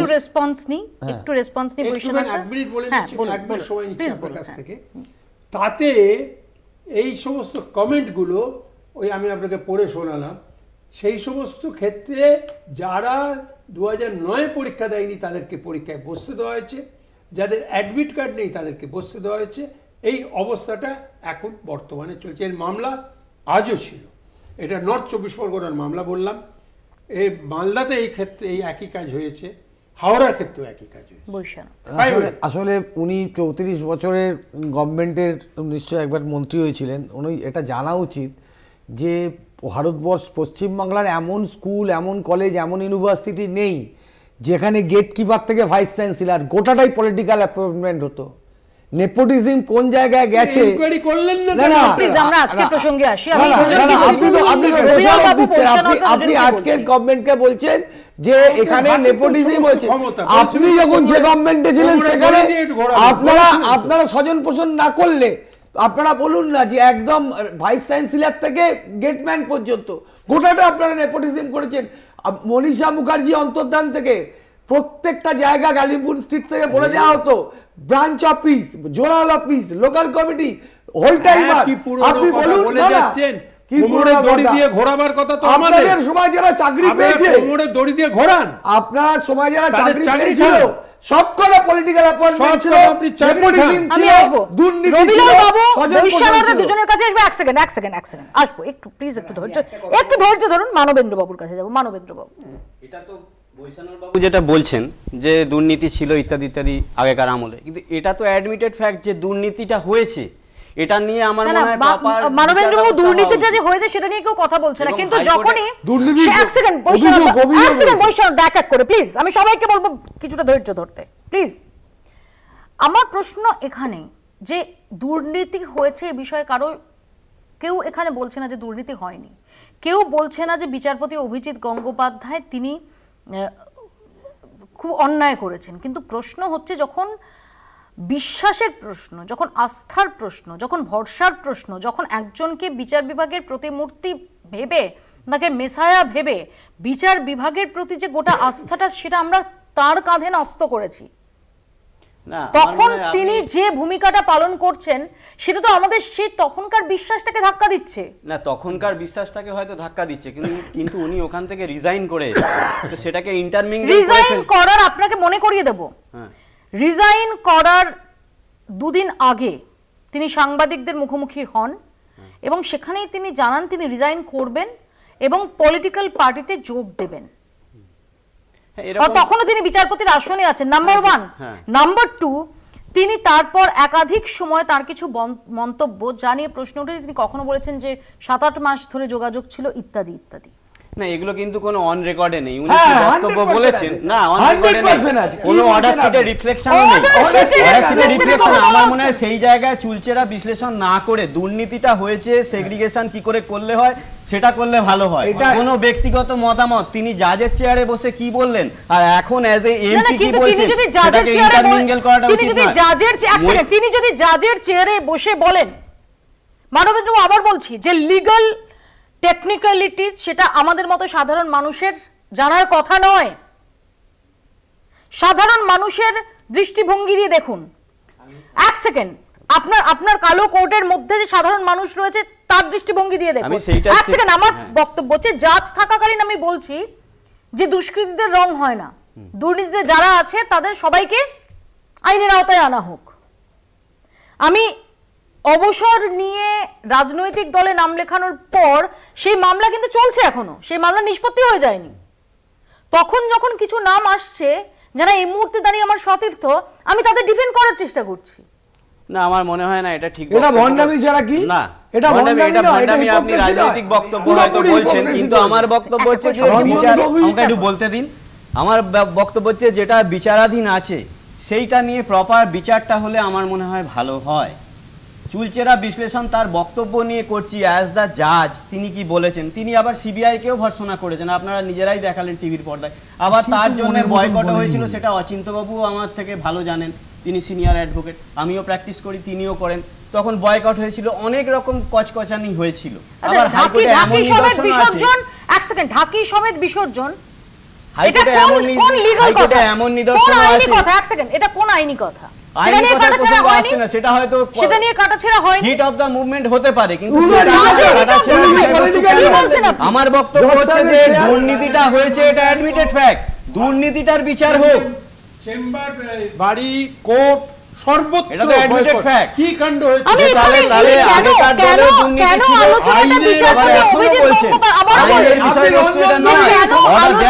বিচারপতি অভিজিৎ গঙ্গোপাধ্যায়কে নিয়ে, কারণ এই অভিজিৎ গঙ্গোপাধ্যায় বিচারপতি থাকাকালীন, 1 সেকেন্ড, মানবেন্দ্র বাবু আসবো, বৈশ্বনাথ আসবো, বিচারপতি থাকাকালীন এই অভিজিৎ গঙ্গোপাধ্যায়ের নিয়োগ দুর্নীতি মামলার যে নির্দেশ, যে মন্তব্য, তা সারা ফেলে দিত রাজ্য জুড়ে। তার নির্দেশের 1 সেকেন্ড মানবেন্দ্র বাবু, যখন আমি কথা বলবো তখন বলতে দিতে হবে, এটা কোর্টরুম না, এটা স্টুডিও। তার নির্দেশের বাস্তবায়নের সময়সীমা কখনো থাকতো 1 ঘন্টা, কখনো সময়সীমা থাকতো 4 ঘন্টার। সেই রায় বাস্তবায়িত করতে গিয়ে হিমশিম খেতে হতো তদন্তকারী সংস্থা, হাইকোর্টের প্রশাসন এবং রাজ্য প্রশাসনকে, পুলিশকেও তৎপর থাকতে হতো। এবং এই কথা অস্বীকার করার কোনো জায়গা নেই। আমরা সাধারণ মানুষ যারা, আমরা অত্যন্ত উজ্জীবিত হতাম, আমরা হাততালি দিতাম, আমরা বলতাম যে এই তো একমাত্র বিচারপতি গঙ্গোপাধ্যায় হচ্ছেন মেসায়া, এই তো তিনি একের পর এক নির্দেশ দিচ্ছেন। দেখুন, তারপরে এক নজরে দেখে নেওয়া যাক বিচার প্রক্রিয়া চলাকালীন অভিজিৎ গঙ্গোপাধ্যায়ের রায়গুলি কতটা জোরালো ছিল এবং তা জনমানবে কতটা প্রভাব ফেলেছিল। 17ই নভেম্বর 2021 বেআইনি নিয়োগ হয়েছে এমন 25 জনের নামের তালিকা আদালতে জমা দিতে হবে। আদালতে পুনরায় নির্দেশ না দেওয়া পর্যন্ত সদ্য নিযুক্তদের বেতন বন্ধ থাকবে। 25শে নভেম্বর 2021 বিচারপতি অভিজিৎ গঙ্গোপাধ্যায়ের নির্দেশ, বেআইনি নিয়োগ তালিকা স্কুল সার্ভিস কমিশনকে খতিয়ে দেখতে হবে।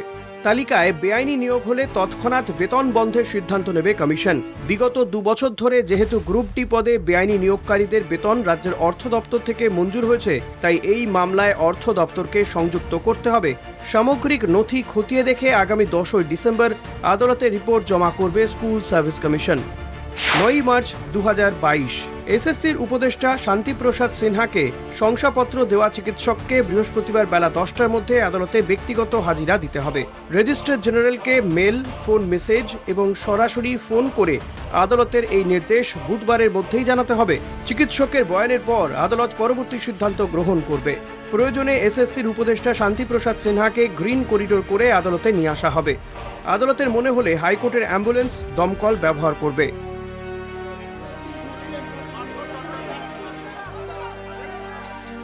12 এপ্রিল 2022 নির্দেশ। মঙ্গলবার বিকেল 5:30টার মধ্যে প্রাক্তন শিক্ষামন্ত্রী পার্থ চট্টোপাধ্যায়কে সিবিআই এর কাছে হাজিরা দিতে হবে। প্রয়োজনে উপযুক্ত ব্যবস্থা গ্রহণ করতে পারবে সিবিআই। হাজিরা এড়াতে কোনোভাবেই উডবার্ন ওয়ার্ডে ভর্তি হওয়া যাবে না। 19 মে 2022 কমিশনের অফিসে কাউকে ঢুকতে দেওয়া যাবে না। শুধুমাত্র চেয়ারম্যান সেক্রেটারি, অ্যাসিস্ট্যান্ট সেক্রেটারি ও 2 জন স্টেনো প্রবেশ করতে পারে। 2 জন সিআরপিএফ জওয়ান 3 তলায় ডেটা রুম পাহারা দেবে। এসএসসি প্রধান কার্যালয়ের প্রোগ্রামিং হেড পর্ণা বোস ও সেক্রেটারির উপস্থিতিতে সব কম্পিউটার ও অন্য মেশিন দেখে নিয়ে ডেটা রুম সিল করবে সিবিআই। অবসরপ্রাপ্ত বিচারপতি অভিজিৎ গঙ্গোপাধ্যায়ের এই চটজলদি রায়দান অনেক চাকরি প্রার্থীর মনে আশার সঞ্চার করেছিল, কিন্তু সেই সময় তাঁর রায় বাস্তবায়িত হলেও তা ছিল সাময়িক। আসলে চাকরি প্রার্থীদের ভবিষ্যৎ নির্ভর করছে সুপ্রিম কোর্টের রায়ের ওপরে। কলকাতা টিভি। ফিরদৌসের কাছে আমি এখানে আসবো, যে প্রশ্নটা কিছুক্ষণ আগেও তুলছিলেন অচিন্ত ব্যানার্জি, কতটা প্লেইং টু দ্য গ্যালারি ছিল বা আদৌ ছিল কিনা, চটকদারি ছিল কিনা, এই প্রশ্নটা তুলে দিচ্ছেন অচিন্তবাবু। আমি এই প্রসঙ্গে একটু আসবো। এ চট জলদি এক্ষুনি এটা করতে হবে, শুধু তাই নয় অমুক জায়গায় ভর্তি করা যাবে না। এবং আমি আবারও বলছি যে তখন আমরা হাততালি দিয়েছি, এটা দেখে আমরা উজ্জীবিত হয়েছি, উৎসাহিত হয়েছি, আমরা বাহবা জানিয়েছি। আমাদের মনে হয়েছে যে হ্যাঁ, বিচারপতির তো এরকমই হওয়ার কথা, এটাই তো আমরা এক্সপেক্ট করি, উনি আমাদের শেষ ভরসা। একদমই কোনো নির্দেশই আমি বলতে পারি, দেখুন মন্তব্য নিয়ে আপনারা কাটাছেড়া করতে পারেন, কিন্তু যে নির্দেশগুলো, লিখিত নির্দেশগুলো, সেগুলো যে তথ্যভিত্তিক ছিল সেগুলো প্রমাণ পাওয়া যায়। আপনি যদি একটার পর একটা নির্দেশ দেন, আমি প্রতিটি নির্দেশের কথা বলি। দেখুন ধরুন প্রাথমিকের ক্ষেত্রে আপ টু সুপ্রিম কোর্ট পর্যন্ত চ্যালেঞ্জ হয়েছে, সুপ্রিম কোর্ট পর্যন্ত আপহেল্ড করেছে সিবিআই তদন্তের নির্দেশ। শুধু তাই না, প্রাথমিকের তদন্ত চলাকালীন মিউনিসিপ্যালিটির স্ক্যাম পাওয়া গেল, রাজ্য সরকার, মিউনিসিপ্যালিটি ডিপার্টমেন্ট উভয়ই আপ টু সুপ্রিম কোর্ট পর্যন্ত গিয়ে হেরে এসছে মামলায়, অর্থাৎ সেই নির্দেশ আপহেল্ড হয়েছে। এবার আসি যে এই যে ধরুন এই যে ডাটা প্রোটেকশন, এই এসএসসি, আমার মনে আছে আমি নিজে রাত্রিবেলায় গিয়ে মেনশন করে, তার কারণ আমাদের কাছে একটা নির্দিষ্ট খবর ছিল যে ওই ডাটা যে আমি আবারও বলছি আজকে আলোচনায় আমি যেটা বলছি, আমাকে বলতে দিন, না হলে ভুল, সে তার উপর দাঁড়িয়ে নির্দেশ হলো, রাত্রিবেলায় নির্দেশ হলো, রাত্রি 12টার সময়, আপনারা সব প্রত্যেকে কভার করেছেন। সেই নির্দেশ কিন্তু চ্যালেঞ্জ হয়েছিল, কিন্তু তারপরেও সেই নির্দেশ কিন্তু আপহেল্ড হয়েছে। ফলে এই নির্দেশগুলো যে তথ্য ভিত্তিক ছিল, দেখুন আমি দুটো বিষয় সম্পূর্ণ আলাদা। এক হচ্ছে যে নির্দেশ এবং সেই নির্দেশগুলো বাস্তব ভিত্তি ছিল কিনা, দ্বিতীয় হচ্ছে যে একজন বিচারপতি বা বিচারপতিদের তাদের রাজনীতির সংসর্বতা রাখা বা তার বিচারপতির পরবর্তী জীবনে রাজনীতিতে যুক্ত হওয়া, এটা সঠিক কি সঠিক নয়, বা কোনো কুলিং অফ পিরিয়ড থাকা উচিত কিনা, এটা একটা অন্য ভিন্নতর বিষয়। আপনি যেমন ধরুন রাম মন্দির জাজমেন্টের ক্ষেত্রে বলি, রাম মন্দির জাজমেন্টের সঙ্গে সংশ্লিষ্ট বিচারপতি, যেমন ধরুন শুধুমাত্র প্রধান বিচারপতি নয়, আব্দুল নাজির, তিনি কি হয়ে গেলেন, তিনি রাজ্যপাল হয়ে গেলেন। এই যে প্রশ্ন আছে, আপনার মনেও আছে, আমার মনেও আছে। এবার এই নিয়ে কোনো ভারতবর্ষের এই মুহূর্তে দাঁড়িয়ে কোনো নির্দিষ্ট আইন নেই। আপনি আমি কি দাবি করতে পারি? আমি দাবি করতে পারি যে নির্দিষ্ট আইন থাকা উচিত। আমার মনে হয় এখানে যারা প্যানেলে আছেন প্রত্যেকে ওই এই বিষয়ে একসুরে কথা বলবে, সেটা হলো এই যে বিচারপতিদের রাজনীতিতে যুক্ত হওয়া নিয়ে নির্দিষ্ট আইন থাকা উচিত, এবং আমি ব্যক্তিগতভাবে মনে করি নির্দিষ্ট একটি কুলিং অফ পিরিয়ড থাকা উচিত। আমি আসবো ফিরদৌস। একটা কথা বলি, আমাদের এখানে যারা আজকে প্যানেলে হাজির আছে একমাত্র রবিদার বোধহয় একটা এক্সপিরিয়েন্স আছে থাকার কথা, যেহেতু উনি মন্ত্রী হয়েছিলেন। যখন উনি মন্ত্রী হয়েছিলেন তখন একটা ওথ অফ অ্যালিজিয়েন্স হয়, যেটা প্রতিটি এমএলএ, এমপি, মন্ত্রী, বিচারপতি প্রত্যেককে নিতে হয় এক কথা, মন্ত্রগুপ্তির শপথ, ঠিক তো? সেখানেতে দুটো মূল শব্দ, সেটা একটা হচ্ছে আমি নিষ্পক্ষতার সঙ্গে বলবো, দ্বিতীয় কথা হচ্ছে সংবিধানের প্রতি দায়বদ্ধতা। তো এই যে জায়গাটা ছিল, আমার প্রশ্ন উইথ ডিউ রেসপেক্ট, আমার সঙ্গে ব্যক্তিগতভাবে অভিজিৎ গাঙ্গুলির সম্পর্ক খুব ভালো ছিল, দাদা ভাইয়ের মতন সম্পর্ক, আমাদের দাদা আমার সঙ্গে অত্যন্ত সুসম্পর্ক। তো কাজে সেইটা ব্যাপারটা নয়, ব্যাপারটা হচ্ছে আমি অত্যন্ত শ্রদ্ধা করি তাকে। এটা ব্যক্তিগত লেভেলে আমি বলেছিলাম দেখো এইগুলো তুমি যেভাবে করছো দুর্নীতির বের হোক, কিন্তু এই জিনিসগুলোকে বন্ধ করো, আমি বলেছিলাম। এটা পার্সোনাল লেভেলে, এটা কিন্তু এর জন্য না, cannot be a subject matter of this discussion. তো সেখানেতে আপনি একটা জিনিস দেখুন, আমি একটা প্রাথমিক দিকে যাই, একটু সরে যাচ্ছি, একটু সময় দিন আমাদের, না সংক্ষেপ একটু সময় দিন। কথা হচ্ছে এই যে সিবিআই এনকোয়ারি হচ্ছে, আজকে রবিদা এইমাত্র জাস্টিস মান্থার ওই দুটো লাইন পড়ে শোনালো, সেই দুটো লাইনে আমি যেটুকু বুঝেছি, রবিদা কারেকশন করবেন ভুল বললে, ইন্টারফেয়ার করবেন নিশ্চয়ই, কিন্তু ইন্টারফেয়ারেন্সের স্কোপ কোথায়, কতখানি, কোন জায়গা? Can the court direct any appointment? Can it be done? Yes, that is the order. If it is there, then with due respect, that order is not correct. And this has court cannot interfere into the investigation. Challenged in appeal court. Appeal court has rejected. Dada, asked to review it. Dada, review application has been Mantha rejected. তো division বেঞ্চে বলছে। No. Justice Mantha single bench. ঠিক আছে, আমি একটা কথা বলি, কথাটা দেখুন, একটা জিনিস আপনি চিন্তা করুন, আমি অন্তত 200খানা জাজমেন্ট বলতে পারি যেখানে আপনি জানেন সুপ্রিম কোর্ট বলেছে কোর্ট ক্যানট গিভ অ্যাপয়েন্টমেন্ট। না, তদন্তে কি করে হস্তক্ষেপ আছে করবে তো? কোর্ট? আমার কথা হচ্ছে মূল বিষয় হচ্ছে দুর্নীতি হয়েছে। আমি অ্যাট দি ওয়ার্স্ট মোস্ট আমি ধরছি পুরো প্যানেলটা বাতিল হলো, চাকরি দেওয়ার স্কোপ কোথায়? আমি ধরলাম যে যারা দুর্নীতিতে যুক্ত তাদের সবাইকার সাজা হলো, চাকরি দেওয়ার জায়গা কোথায়? বাট চোরেরাও চাকরি করতে পারবে না 100 বার, আমি তো তা বলছি না, বাট আপনাকে মনে রাখতে হবে যে জাস্টিস ভগবতী কি বলেছিলেন, এই যে 10টা অপরাধী যদি ছাড়া পেয়ে যায় ঠিক আছে যাবে, কিন্তু একটা নিরপরাধ যেন সাজা না। সংক্ষেপে বলতে হবে, সবাইকে আমার বলা ঠিক আছে, সংক্ষেপে বলি। তো এইটা একটা পার্ট।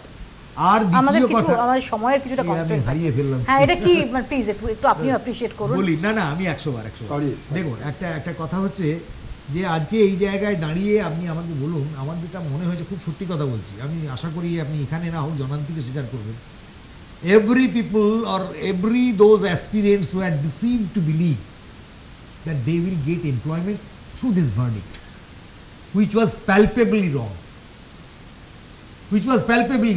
আমি এখানে একটু রবিলাল বাবুর কাছে আসি। রবিলাল বাবু, যা কিছু লিগালি রাইট আর এথিক্যালি রাইট, এর মধ্যে তো একটা ফাইন লাইন থাকে, সবসময় তো এটা এক হয় না। আমরা বলছি তিনি যেটা করেছেন, তিনি যেগুলো বলেছেন, বিচারপতির আসনে থেকে বলেছেন, সে সময় তিনি বলেছেন, তাকে নিয়ে তো কোনো প্রশ্ন ওঠেনি। বাট এখন দাঁড়িয়ে তিনি যা করছেন, এখন কোথাও সেগুলোর তুলনা আসছে, সেগুলোর প্রসঙ্গ আসছে এবং প্রশ্ন উঠছে যে এটা এথিক্যালি রাইট কিনা। আমি এথিক্যালি রাইট, লিগালি রাইট, এটার যে আপনি ডিফারেন্সটা বলছেন, এথিক্যালি এথিক্স ডিপেন্ডস আপন দি পারসন। আপনি এথিক্স কি মেনটেন করবেন কি করবেন না, চুরি আপনি সমর্থন করবেন কি করবেন না, আপনি দুর্নীতিকে সমর্থন করবেন কি করবেন না, it is a question of ethics. আপনি করতেও পারেন, নাও করতে পারেন, অচিন্ত করতেও পারে, নাও করতে পারে। কিন্তু আমি যেটা বলতে চাইছি যে legally it is proved, ethically it is also proved, both. কি দুর্নীতি হয়েছে? দুর্নীতি না, সেটা নিয়ে এটা কোনো প্রমাণ নাই। এথিক্যালি এটা প্রুভড যে বিচারপতি অভিজিৎ গঙ্গোপাধ্যায় যা মন্তব্য করেছেন, যা নির্দেশ দিয়েছেন, কোথাও তিনি কোনোভাবে পরিচালিত হননি, বা তার ইন্টেনশন সেটা অ্যাবসলিউটলি প্রশ্নের ঊর্ধ্বে ছিল। আই থিংক এথিক্যালি যদি বলেন, লিগালি হি ওয়াজ কারেক্ট। এথিক্যালি যদি বলেন, 2-4টে ওয়ার্ড যা ব্যবহৃত হয়েছে, 2-4টে কেন? রবিলাল বাবু একটা গোটা ইন্টারভিউ নিয়ে সুপ্রিম কোর্ট তার হাত থেকে মামলা সরিয়ে নিয়েছেন। একজন সিটিং জাজ তিনি ইন্টারভিউ দিচ্ছেন, এটা কোথাও দেখেছেন? এবং তার হাতে যে মামলা, সেই মামলা নিয়ে সরিয়ে দেওয়ার পর 2টো মামলা সরিয়েছে।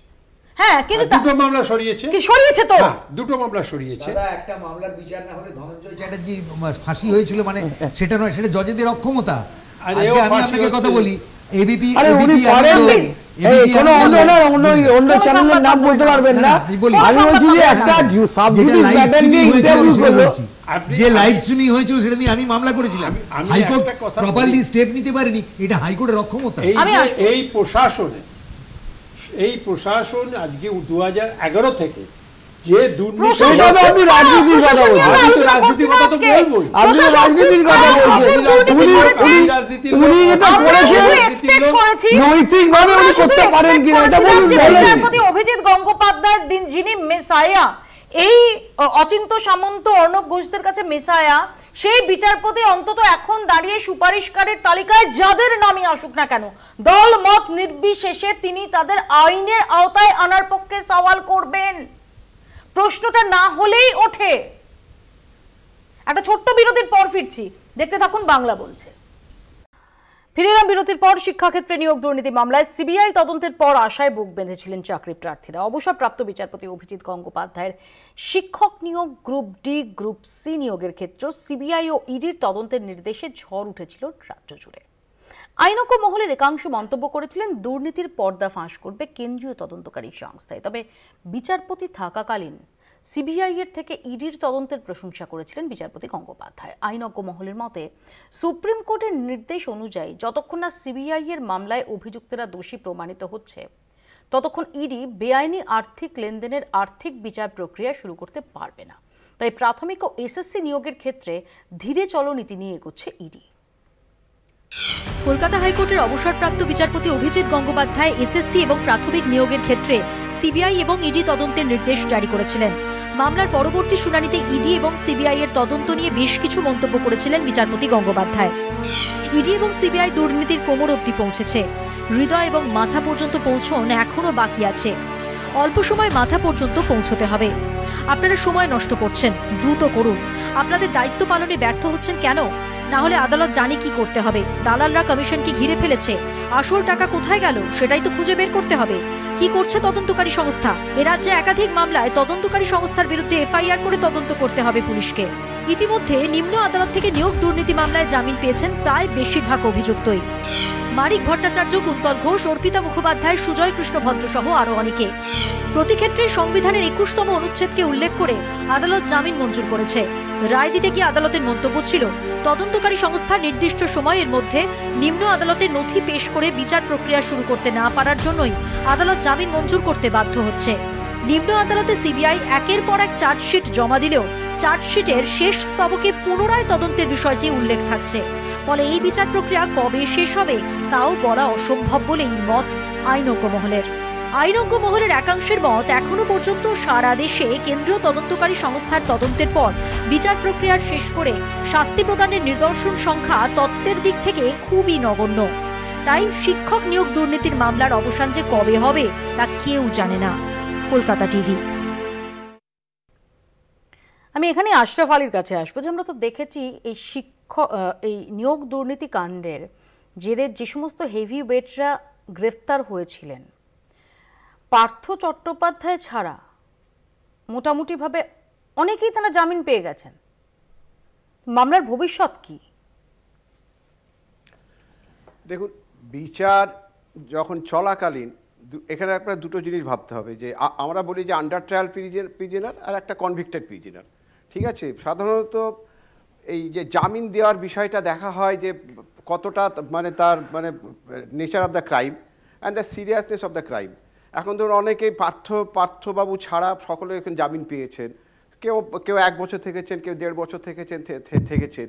তা আপনি একটা প্রশ্ন করেছেন যে বিচারে কি হবে, প্রশ্নটা করেছেন। তবে আমি যতদূর জানি যে সিবিআই আমি বহুদিন কাজ করেছি, এবং এরা যে ইনভেস্টিগেশন করে এবং সেই ইনভেস্টিগেশনটা যখন করে 8-10টা ইনভেস্টিগেশন এজেন্সি কী করে সেটা আমি বলতে পারবো না, কারণ তাদেরও আমি খুব কম কাজ করেছি। এরা যখন ইনভেস্টিগেশন করে, কাউকে কোনো গ্রেপ্তার যখন করে, তার বিরুদ্ধে যথেষ্ট প্রমাণ থাকলে তবে না তাকে গ্রেপ্তার করা হয়। তাই আমি আশা করি যে প্রমাণ যথেষ্ট আছে যে তারা এই করাপশনের সঙ্গে যুক্ত আছেন, এবং আমি আশা করি যে তাদের বিচার হলে আশা করি তাদের শাস্তিও হবে। ফিরদৌসী, সিবিআই এর মামলায় দোষী প্রমাণিত হওয়াটা সেটা তো খুবই জরুরি ইডির এই লেনদেন সংক্রান্ত মামলা সেটার ক্ষেত্রে, তার বিচারের ক্ষেত্রে। দেখুন, দুটো জিনিস সম্পূর্ণ ভিন্নতর। প্রথমে বলি যে এই যে মামলা চলছে, সেই যে রিট পিটিশন গুলো, সেগুলো হচ্ছে মূলত সার্ভিস সংক্রান্ত। আর এই মামলায় নির্দেশের ফলে সিবিআই তদন্ত করছে, পরবর্তীতে ইডি এসছে। ইডি মূলত মানি ট্রেলের তদন্ত করে, সিবিআই মূলত তার ক্রিমিনালিটি পার্টির তদন্ত করে। এই তদন্ত কিন্তু এই তিনটে বিষয় কিন্তু আমরা একসঙ্গে গুলিয়ে ফেলছি। এই যে ধরুন যে সুপ্রিম কোর্টের যে মামলা ধরুন বর্তমানে সিআইবি হয়ে আছে, যে কোনো সময় জাজমেন্ট দিতে পারে, এটি কি? এটি মূলত সার্ভিস সংক্রান্ত মামলা।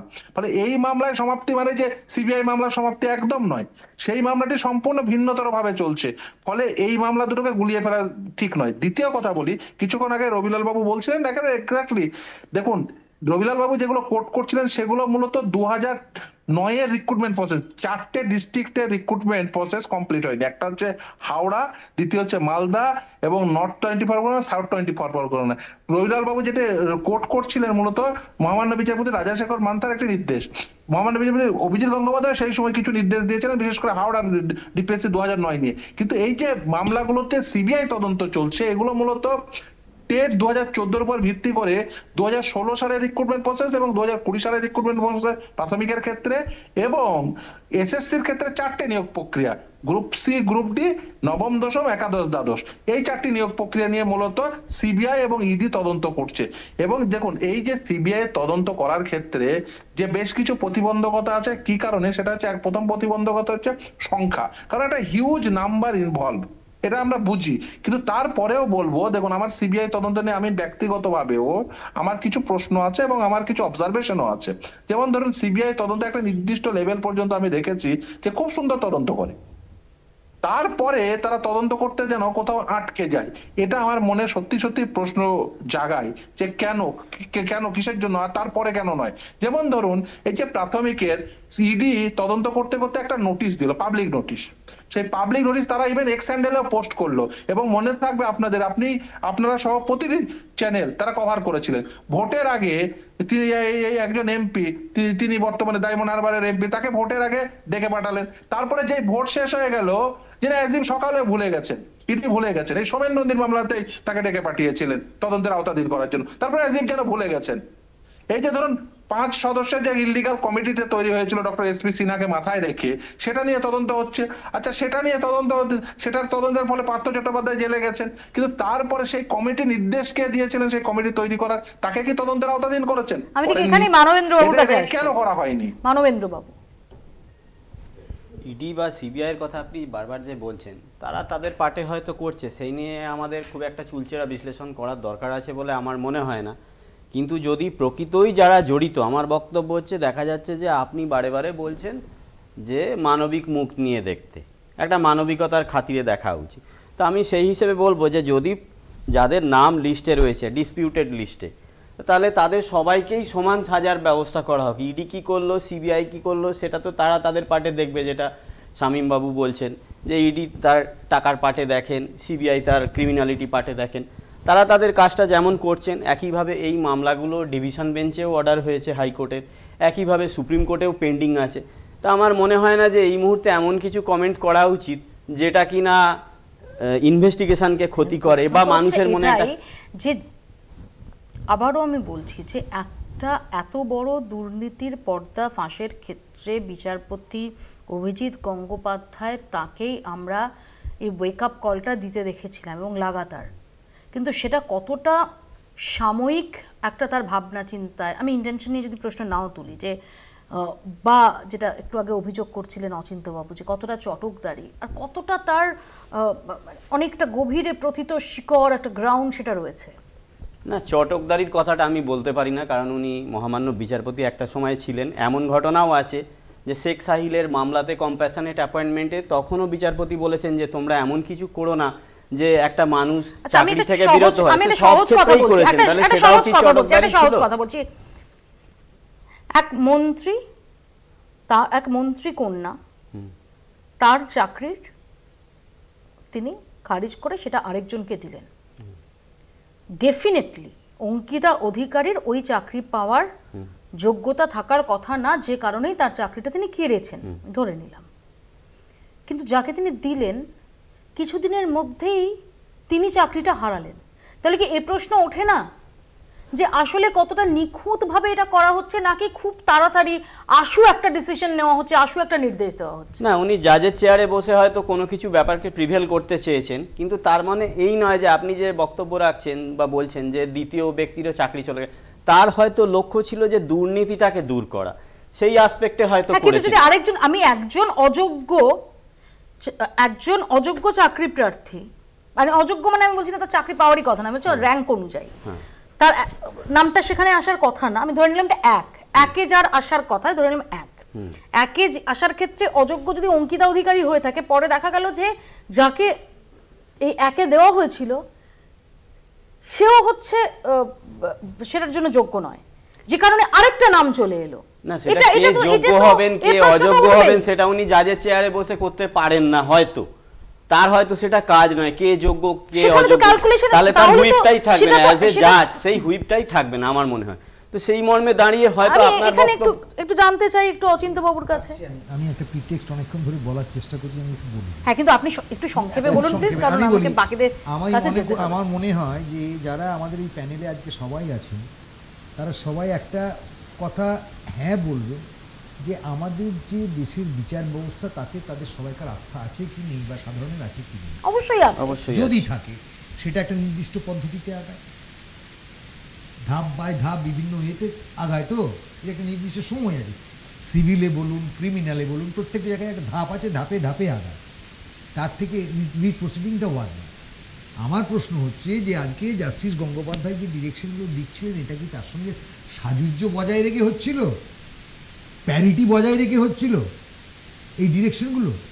সেটা হয়নি। আপনি যেটা জানতে চাইছেন বলুন আরেকবার আমাকে প্রশ্নটা। এই যে আমি ধরুন আমি একটা চাকরি পেয়েছি, আমি অযোগ্য কোনো রকম ভাবে আমি সুপারিশে হোক গিনে হোক যেভাবে একটা চাকরি পেয়েছি, আমাকে চাকরি থেকে খারিজ করার অধিকার আপনি এইটার মামলার বিচার করছেন, আপনি বিচারপতি, আপনি আমাকে এটা থেকে সরিয়ে আপনি ধরা যাক ওনাকে বসাবেন, উনি যোগ্য কিনা সেটা বিচার করে তো আপনি বসাবেন, আমাকে আপনি খারিজ করে দিতে পারেন আমি যদি অযোগ্য হই, কিন্তু সেই জায়গায় দাঁড়িয়ে তো আপনি একই ভুল করতে পারেন না বিচারপতি হিসেবে। There comes the question of hottest decision. Exactly, আমার এখানেই প্রশ্নটা। হটেস্ট ডিসিশন আমি কেন আপনাকে এই কথাটা বললাম, আমার এই প্রিটেক্সটটা বলার কারণ হচ্ছে ধাপে ধাপে আজকে একটা লোক চাকরি পায়নি, একটা লোককে অন্যায়ভাবে চাকরি দেওয়া হয়েছে, কোর্ট ডিটেক্ট করেছে এটা অন্যায় অযোগ্য লোক, she or he is not entitled, very good, chop him off, তাকে বাদ দিয়ে দাও। তারপরে ওনার ডিরেকশন দেওয়া উচিত যে কে এরপরে ঠিকঠাক ভাবে তোমরা সঠিকভাবে বিচার করো, that ought to have been the correct direction. সেটা না করে উনি বললেন মুভ হবে কি না, তিনি মামলা করেছিলেন, আমার এখানে অনামিকা মামলা করেছিলেন, অতএব অনামিকাকে দিতে হবে। আরো একবার আমি রবিলাল বাবুর কাছে আছি যে হ্যাঁ আমার এখানে প্রশ্ন এক তো হচ্ছে যে তার মানে আমি সেই মুহূর্তে দাঁড়িয়ে তড়িঘড়ি যাকে সেই চাকরিটা দিচ্ছি, আবারও বলছি যে অযোগ্যের চাকরি কেড়ে নেওয়ার ক্ষমতা আছে, কিন্তু সেই জায়গায় যাকে বসানো হচ্ছে সে যোগ্য কিনা সেটা সুনিশ্চিত হওয়াটাও একই সঙ্গে জরুরি। আরেকজন অযোগ্যকে সেই জায়গাতে দেওয়াটা সেটা একজন বিচারপতির করাটা জাস্টিফাইড হতে পারে না, নাম্বার ওয়ান। নাম্বার টু, সেখানে যে বলা হচ্ছে উনি একের পর এক এরকম নির্দেশ দিয়েছেন যেখানে বলা হচ্ছে যে ও যতদিন চাকরি করেছে সেই টাকাটা ফেরত দিয়ে দেবে। তো সে এবার এখানেও একটা খুব গূঢ় প্রশ্ন উঠে আসে কোনো কোনো মহল থেকে যে শ্রমের বিনিময় যে টাকাটা সে পেয়েছে তার যদি চাকরি পাওয়াটা নিয়োগটা যদি সঙ্গত নাও হয়, তাহলে যদি সে শ্রম দিয়ে থাকে সেই শ্রমের টাকাটা তাকে ফেরত দিতে হবে বা তার কাছ থেকে কেড়ে নেওয়া যাবে কিনা, এটা তো আরেকটা লার্জার প্রশ্ন। আমি এখানেই বলছি যে সবটা লিগালি রাইট হলেই সেটা মরালি বা এথিক্যালি তো রাইট হয়ে যায় না। দেখুন, মরালি এথিক্যালি আমরা এখানে রয়েছি সব লিগ্যালি প্রশ্নগুলো যা হচ্ছে তাই, আর আমরা সাধারণ মানুষ, আমাদের মনের মধ্যে সাধারণ প্রশ্ন। এথিক্যালি একটা কথা বলি সেটা হচ্ছে শিবপুর ইঞ্জিনিয়ারিং কলেজ, যেটা বেঙ্গল ইঞ্জিনিয়ারিং কলেজ, সেখানের একটা রেজিস্ট্রারের পোস্টের অ্যাপয়েন্টমেন্ট নিয়ে মামলা হয়েছিল, কোয়ারেন্টও করা হয়েছিল। সেখানে আমি নাম বলছি না জজ সাহেবের, কারণ তিনি একদম পরে অন্য রকমের অর্ডার দিয়েছেন অন্য মামলাতে। তো সেখানেতে উনি বললেন ঠিক আছে লোকটা যদি ইনএলিজিবল হয়, আজকে এত বছর চাকরি করেছে, in terms of the decision of the Supreme Court in some cases, that he has acquired sufficient knowledge and experience, and as such his service should not be disturbed. That was the order. Come on. আমি এর উত্তরটা আপনারটা আগে দিয়ে দিই।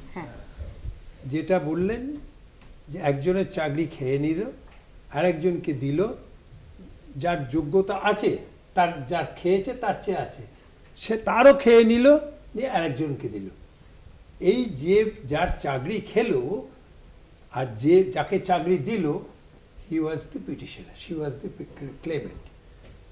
এরপর সে তার যখন চাকরি হলো দেখা গেল আরেকজন পিটিশনার এলেন, সে পেয়েছে 400 নম্বর, আর যে থার্ড পার্সন যাকে চাকরি দিল সে পেয়েছে 405 নম্বর। এইটা যেই জানতে পারলো তখন 405কে দিল। সেখানেও একটা নিয়ম রীতি আছে আমাদের আইনে, fence sitter can't take any advantage, এটা একটা আছে। দ্বিতীয়ত যে কথাটা ও বলল যে লোকটা অনেকদিন চাকরি করছে, এক্সপিরিয়েন্স হয়েছে, but his appointment must be legal. An illegally appointed person gathered experience, having experience, cannot be allowed to continue for a single day. Third point আপনি যেটা তুলেছেন, সবাইকে একটু করে বলতে দিন। আমি আপনার সঙ্গে টু সাম এক্সটেন্ট এগ্রি করি, বা আমি অচিন্তর সঙ্গে, অচিন্ত বোধহয় সাপোর্ট করেছি কিনা জানি না।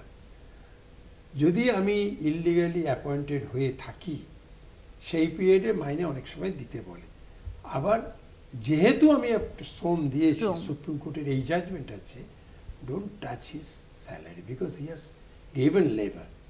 আবার সুপ্রিম কোর্ট বলেছে he was appointed illegally, his from the very beginning his appointment is illegal.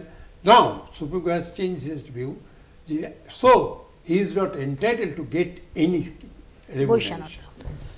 আসলে মানে অভিজিৎ গাঙ্গুলিকে কেউ কেউ একটা মানে ওই ভগবান টাইপের তৈরি করে, বা অভিজিৎ গাঙ্গুলি যে সমস্ত জাজমেন্ট দিয়েছে সেগুলোকে খুব গ্লোরিফাই করার একটা চেষ্টা রয়েছে। আমরাও অনেক সময় বলেছি যে উনি একজন নির্দিষ্ট বিচারপতি, সেই ঘরে মামলা হয়, নির্দিষ্ট আইনজীবীও তার জন্য রয়েছে যারা ওনার মানে উনি যে রায় দেন তাদের পক্ষে যায়। তো সেই আমরা সেই অ্যালিগেশনও এনেছিলাম।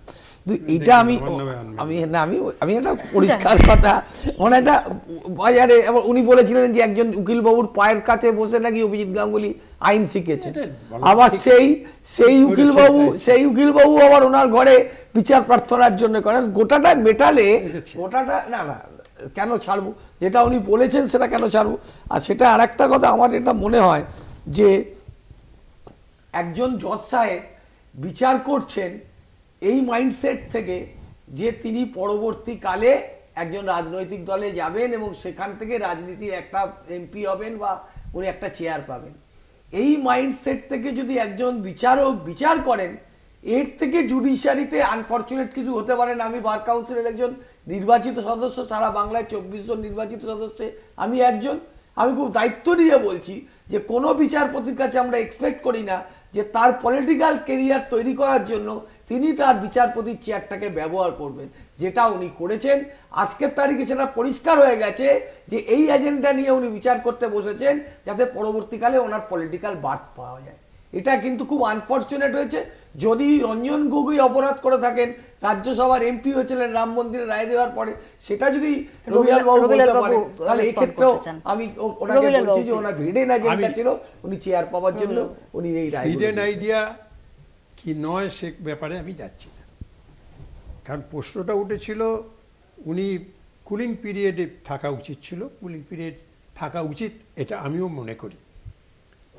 কিন্তু ওই লক্ষ্য নিয়ে যে বিচারটা হয়েছে তা নয়। যে সমস্ত মামলাগুলো দেখা গেছে দুর্নীতি হয়েছে, সাদা খাতা জমা পড়েছে, নাম লিস্টে অ্যাপ্লিকেশন করেনি, এখনও যে মামলাগুলো ওই ফিরদৌস রেফারেন্স দিচ্ছে 2009 সালের, তার রেজাল্ট বেরিয়েছে 14 সালে, পরীক্ষা হয়েছিল, পরীক্ষা ক্যান্সেল করে দিয়েছিল 12 সালে, তারপর পরীক্ষা হয়েছে 14 সালে, তারপরেও 825 জন খালি নর্থ 24 পরগনায় চাকরিতে দেখা গেছে এইরকম ভুল ভ্রান্তি ইললিগ্যালিটিস করা হয়েছে। যারা দরখাস্ত করেনি তারা পর্যন্ত চাকরি পেয়েছে। হাওড়াতে দেখা গেছে প্রায় হাজারের কাছে। সে মামলাগুলো আমি করেছি কিছু কিছু ক্ষেত্রে, সব আমি করিনি। তো শুরুটা করেছি, এটা তো শুরু করেছি। এখন সেই মামলাগুলোতে দেখা যাচ্ছে যে আমি অন্তত এইটুকুন দেখা যাচ্ছে, আমি আপনাকে এই জায়গায় খুব পরিষ্কারভাবে এবার একটু এরা চিৎকার করতে পারে, মানে আমার বন্ধু চিৎকার করবে খুব বেশি জোর, যে দুর্নীতির প্রশ্নে, শিক্ষাক্ষেত্রে দুর্নীতির প্রশ্নে সিপিএম এর থেকে বড় কেউ নেই, সিপিএম এর থেকে বড় কেউ নেই বলেছে।